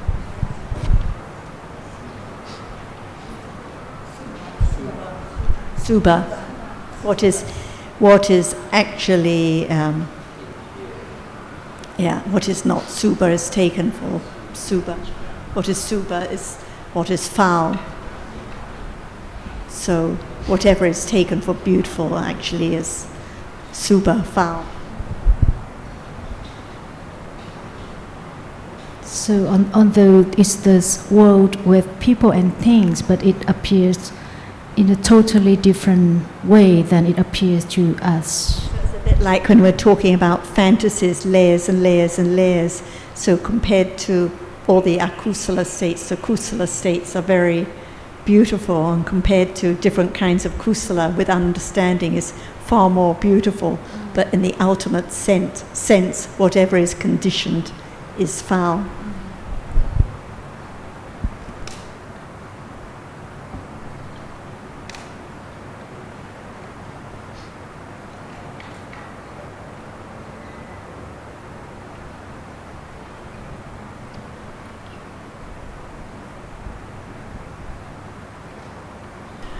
Ajarn, we've spoken about the two kinds of dukkha, the bodily and mental pain, to make it brief, and the second kind of dukkha.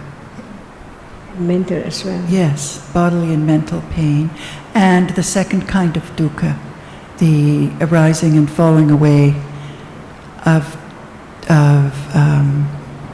that is the third, sankhara dukkha. Sankhara dukkha, and the role lopa plays in that. Pardon? You're talking about viparinama Yeah. dukkha for the second one, I think. Okay, yes, I am. Because of, especially referred to as pleasant feeling on account of Yes. lobha, viparinama dukkha. Can you elaborate on that, talk about it a bit? Do you like pleasant feeling?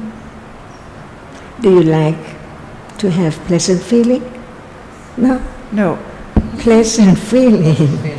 Oh, pleasant, I thought you Yes. said unpleasant. Yes, yes, I do. Okay. Is that enough? No. Now, is Or that not enough? enough? Never enough. Never enough, right. I want more and more. Because it changes from one thing, one object to another object. It's a dukkha. Keep on changing, Yes, looking for. yes, yes. Yeah. That's why the dukkha is the first thing. It's not as difficult to understand it Right. as dukkha. But the pleasant feeling to be dukkha is more So difficult. pleasant, Okay.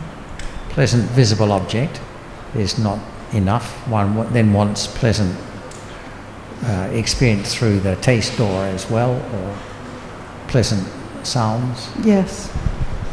On and on. On and on. And it's their understanding of realities, and up to the point of, well, at the fourth vipassana jnana will be when the arising and falling away of jittas, or of dhammas, is known, and the truer sense of suffering is understood. By then you understand what is meant by dukkha. Yes. Even that which arises and falls away, no matter pleasant or unpleasant feeling. Right. I'm sorry, no one can? No matter it's what, pleasant or unpleasant feeling of Okay. object. Right. And you see that since the first dukkha is not much difficult, because anyone can understand, and one wants to get rid of it, right? Yes. But the second one cannot see its danger of dukkha, so one crave for it. What is more dangerous, more dukkha? And the last one, no control. Right. Never control. Anatta. A good conventional example of the second one is when we want to be relaxed. So we need a good place with good temperature, and then a bit of music, and then a nice drink or food or whatever. I mean, so many things just Yes. in order, just right, in order to get that pleasant feeling. Yes. And then it doesn't last anyway. So after a while, one needs to change the order of things and the mix.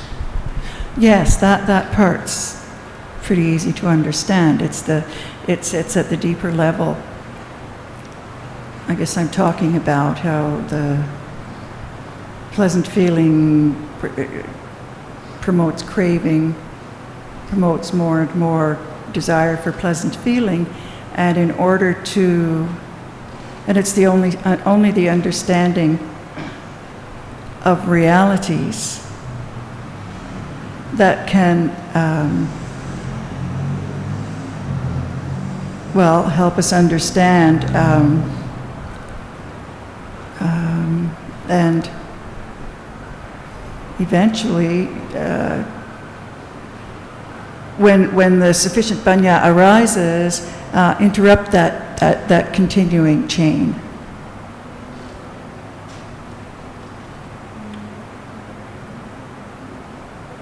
At some point, at the fourth stage of Vipassana Jnana, there is understanding of the rising and falling away of Dhammas. So and that before the arising and persisting of the Dhamma, there is nothing, then there is something, and then there is nothing again. Right. And in fact, in that something, there is no real substance, nothing worth grasping at. But that's not the end of grasping. Pardon? But that is then not the end of grasping. No, it continues on. So, but until that is even known, it's there will be conditions. Well, no. Less and less. Taking what is impermanent for permanent after that point. Less and less of that kind of wrong idea, and less taking what is anatta for atta, but still taking what is actually foul. The pleasant feeling actually is foul. It's not anything that's worth clinging to, but it's still taken for being something beautiful, and what is unsatisfactory is still taken for being satisfactory. Lobha continues clinging until the until anagami to that sense object. Okay, thank you.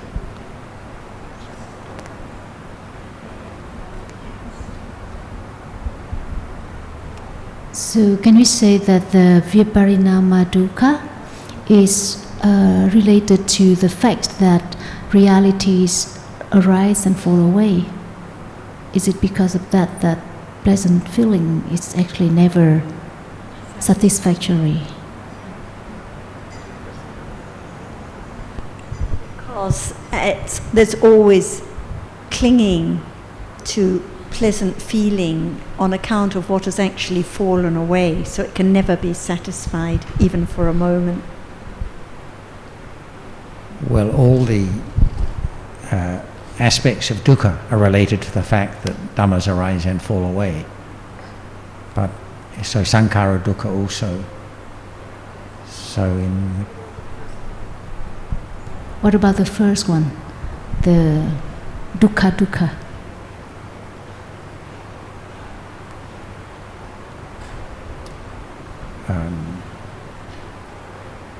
Well, also, I guess if there's pleasant feeling, it doesn't last. Replaced by painful feeling. Usually when we talk about the three kinds of dukkha, we talk about the different feeling. The first one is dukkha, unpleasant feeling. It's dukkha. And the second one is the pleasant feeling. Because one enjoy pleasant feeling, one would like to have more and more and more, but the pleasant feeling cannot stay at all. Nothing can stay. Whatever arises falls away. So the object of clinging falls away, and even the clinging to that object is ended, no more. So there is another lobha, wanting to have another one, never enough at all. Is that not dukkha? But one cannot see that because one tries to have it. But it's so dukkha if one still wants something to have pleasant feeling. So it's more difficult, it's harder to understand that. And the last one is the hardest, sankhara dukkha. Whatever pleasant or unpleasant, dukkha or viparinama dukkha must be sankhara dukkha. Can we say that the people who see the dangers of akusala and the five sensual objects, kind of they can see the viparinama dukkha better than others? Is there dukkha now? Yes. Yes. Pain at the So somewhere. is there viparinama dukkha now? See? Still, yeah. And what about sankhara dukkha? It's Also, now, but it's not yeah. known. So for the indifferent feeling, it's harder to understand than dukkha and somanasa. Because now it does not appear, but when there is dukkha, it appears as dukkha, and when it's sukha, it appears as sukha, somanasa appear, but indifferent feeling does not usually appear. That's why it can be known by way of sankhara dukkha. If there's wise reflection now on how useless it is to cling to pleasant feeling or any object that's fallen away instantly. For a moment there is a little more understanding of what viparinama dukkha is. So for those who really see the danger of clinging to sense objects, because if they really understand how fleeting pleasant feeling is and how it's not worthwhile and how it doesn't bring any calm, then there is more understanding, like now, even reflecting on it, how life is all about following pleasant feeling, like Jonathan said before, pleasant taste, then one wants pleasant music and so on. So at moments of reflection, then it is understood better and better. If one hasn't heard about it, one would have no idea. Most people just think of dukkha as being unpleasant bodily and mental feeling, and that's it. So it's a little more subtle. And then sankhara dukkha is more subtle too, really understanding the unsatisfactoriness of whatever arises and falls away.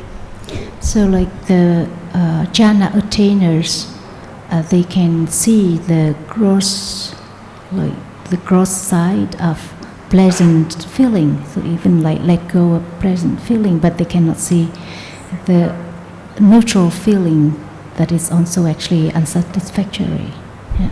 They don't, if they haven't developed any insight, they don't understand the unsatisfactoriness of whatever arises and falls away, including jhana citta.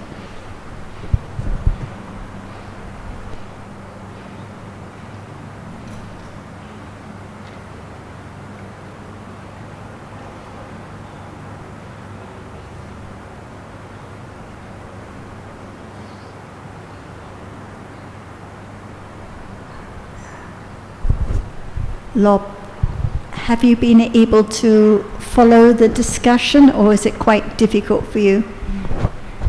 Quite difficult for me. Yes. Yes. Do you have any topic or anything you would like to ask about? Because if you ask your own questions at a basic level in your own English, then easier for you to follow. Yes. So anything you would like to hear about? Not yet. Yeah. Thank you. So when we are talking about different kinds of dukkha, do you understand what we're talking about? I'm sorry. When we're talking about different kinds of dukkha, do you know what dukkha is? Yes. Yes. When we talk about three kinds of dukkha, do you understand what we're talking about? No. No. Okay, so what do you know about dukkha? What is dukkha? Dukkha is suffering. Suffering. What is suffering? What is suffering? Can you give some examples of what suffering is? Pain. Pain. Yes. Okay, pain is one kind of suffering. Any other kinds of suffering? Worry. Worry. Worry. Worry, okay. So this is the first kind of suffering we're talking about. Pain and any kind of aversion like worry or fear or anger, because it arises with unpleasant feeling. So, as Ajarn said, in brief, we can say unpleasant feeling. This is dukkha.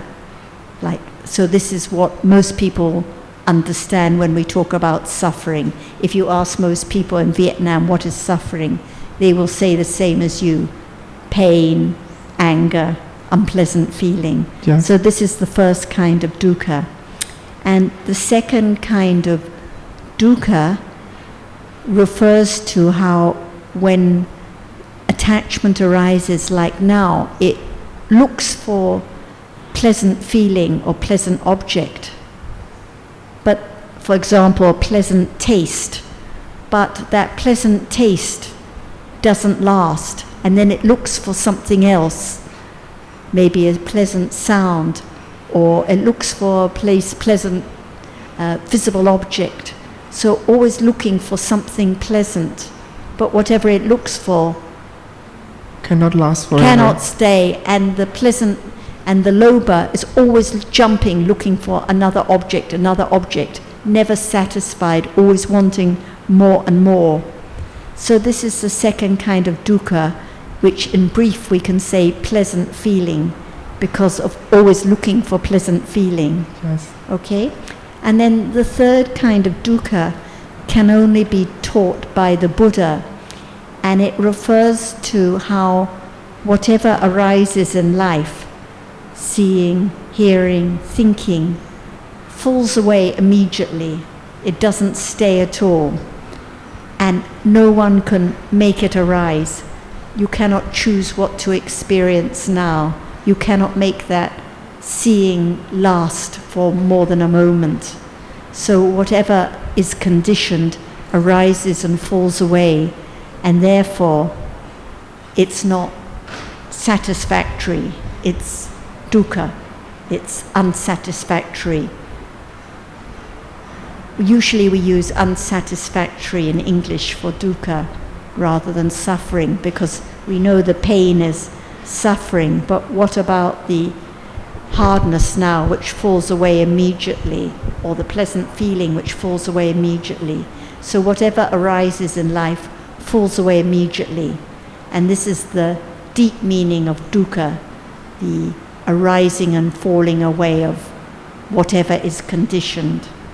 This is sankhara dukkha, the third kind of dukkha.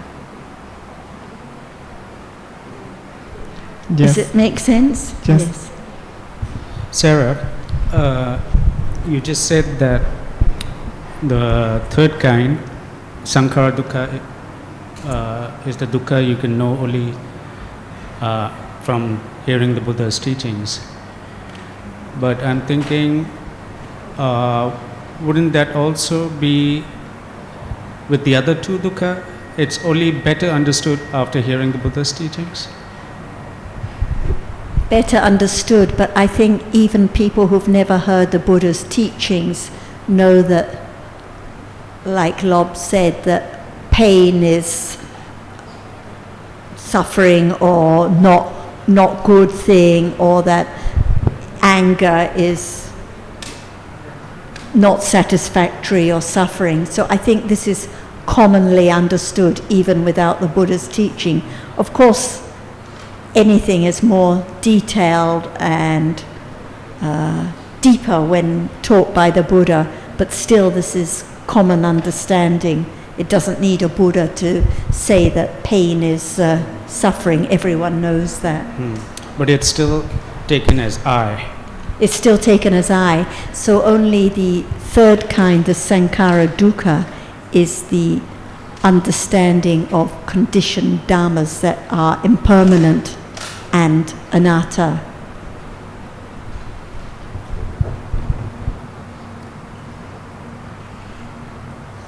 As you say, it's deeper with the Buddha's teaching, because then there is the understanding that even that painful feeling, which is dukkha, is just a dhamma, not my painful feeling in reality.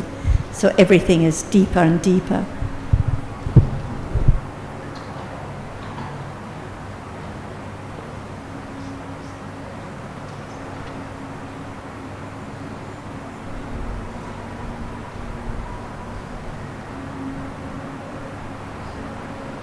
Oh, how many tukkas everyone knows now?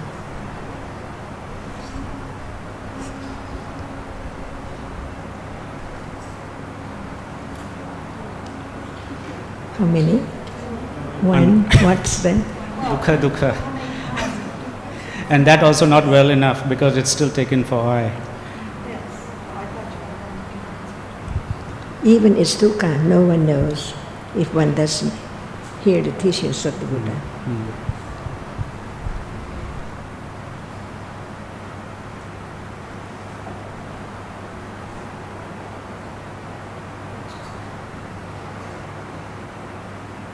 Is it very hard to understand the viparinama dukkha?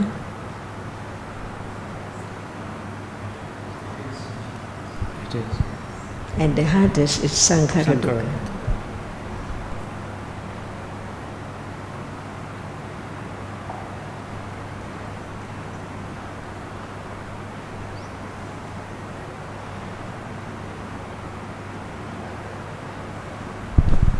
I think the gist of Anne's comments were to the effect that viparinama dukkha is reduced, or no?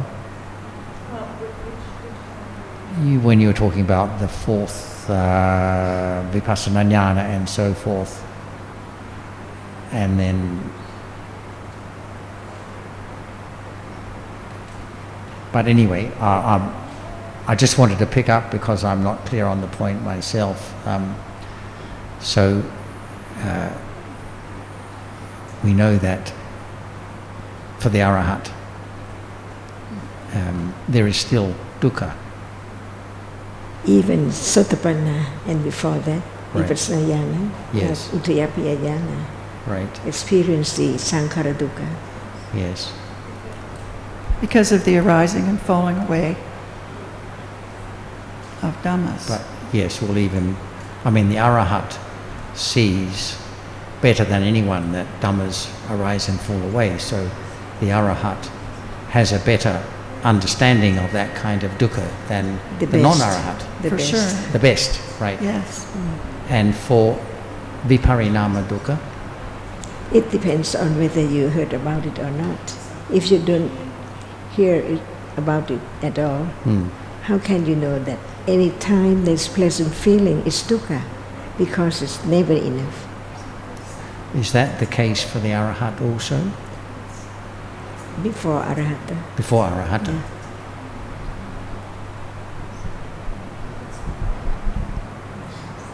Otherwise, what can support condition to have the direct awareness of reality right now? The Arahata is fully conversant with viparinama dukkha because he has seen it and understood it. No fantasy.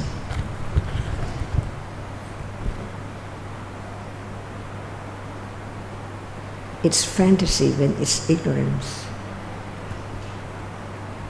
But he or she sees the dukkha aspect of According life. to level of panya. Yes.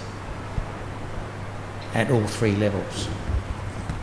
For example, now it doesn't mean that we don't have heard about the dukkha at all. Now seeing arises and falls away, one knows, but it does not appear as it is. So it's not the sharp and keen understanding which can letting go the idea of self little by little before it can be completely eradicated by Sotapanna.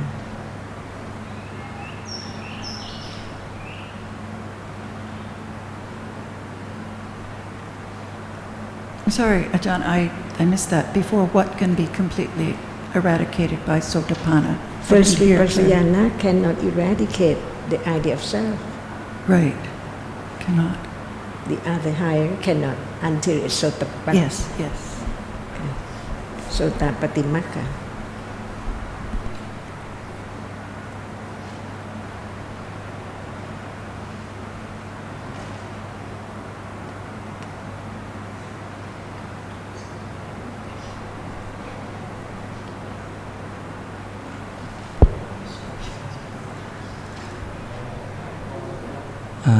Sorry, I'm not sure if I can follow. So the first two types of the dukkha, can we say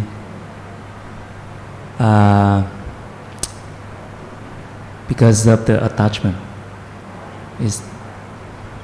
I mean, the dukkha we refer to the reality of the pleasant or unpleasant feeling, or the attachment to that reality.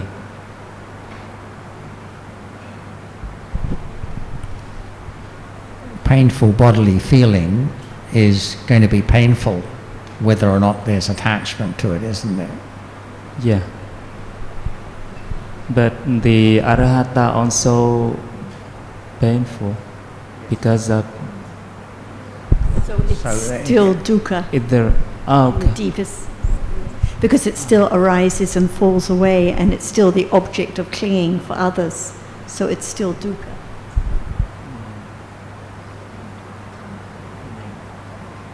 So also similar to the pleasant feeling is the refer to the moment of the pleasant feeling, right? Or they are attached to the pleasant feeling.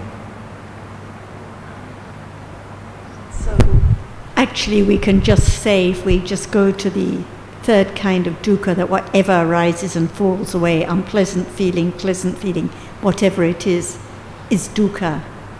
And as we know that the real cause of all kinds of dukkha in the ultimate sense is attachment and ignorance. If there's no more attachment and ignorance, no birth, no arising of any Dhamma, no dukkha at all.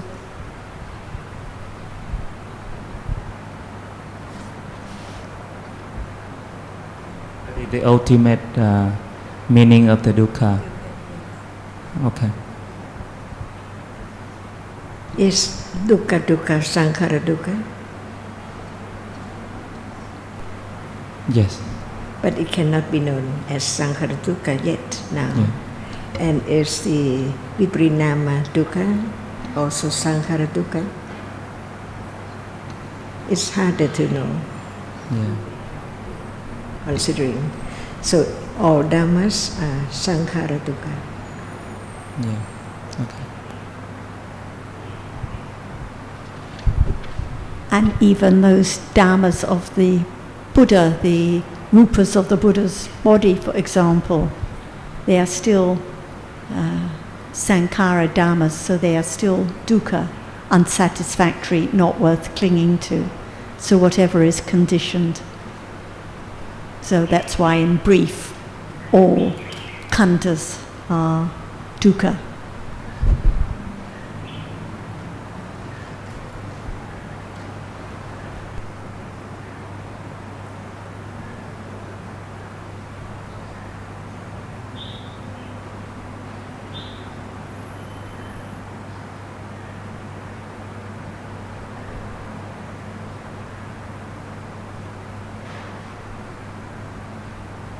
Because you see that dukkha is not the object for craving for everyone, right?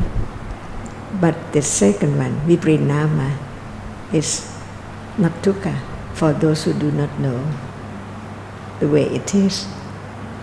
Unstable, not just for one object only, but clinging arises and falls away, non-stop, never stop, changing objects all the time. See?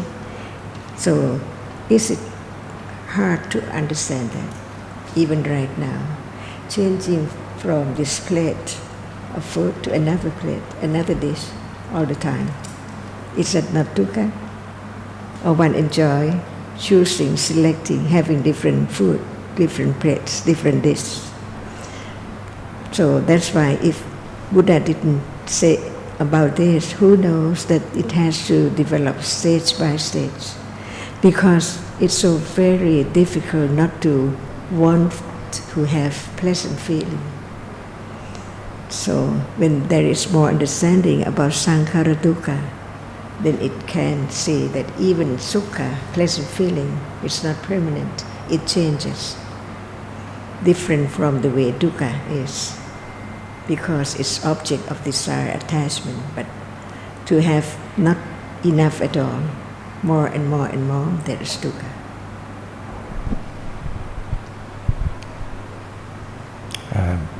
Sankhara dukkha is also dukkha because, as I understand it, not because it can and is clung to, but also because it is not a refuge of any kind.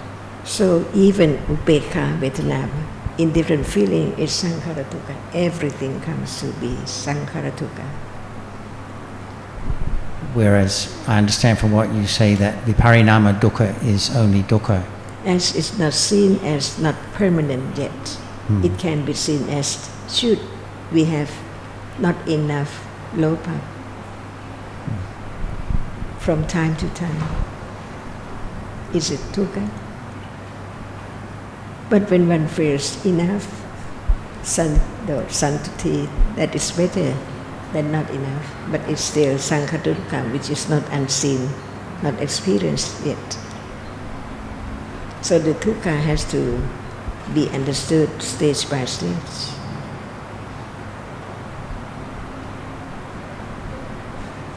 Is that sankhara dukkha or what dukkha? There is, but not yet known. And also, you want for something. And also that you like. sankhara dukkha.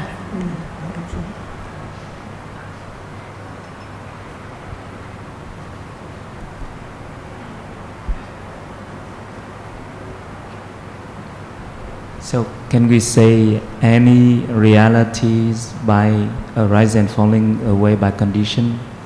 Dukkha. Okay.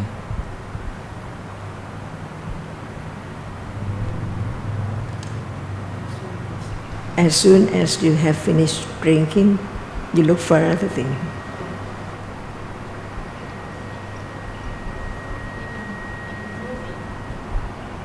Even moving, just on seat. To have.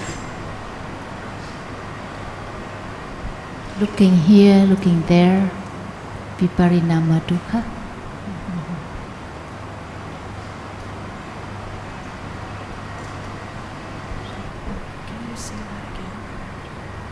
Even looking here, it's so beautiful like flowers, but it's not satisfactory, so we look at another object.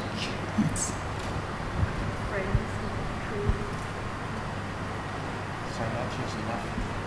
Never enough. So much is enough of that object, then time for another object. Right, right. And that's the viparinama dukkha.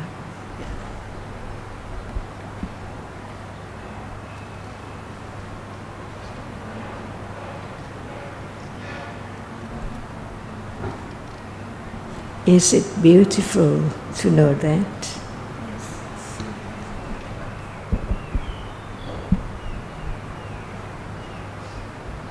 Adding to ignorance, difference.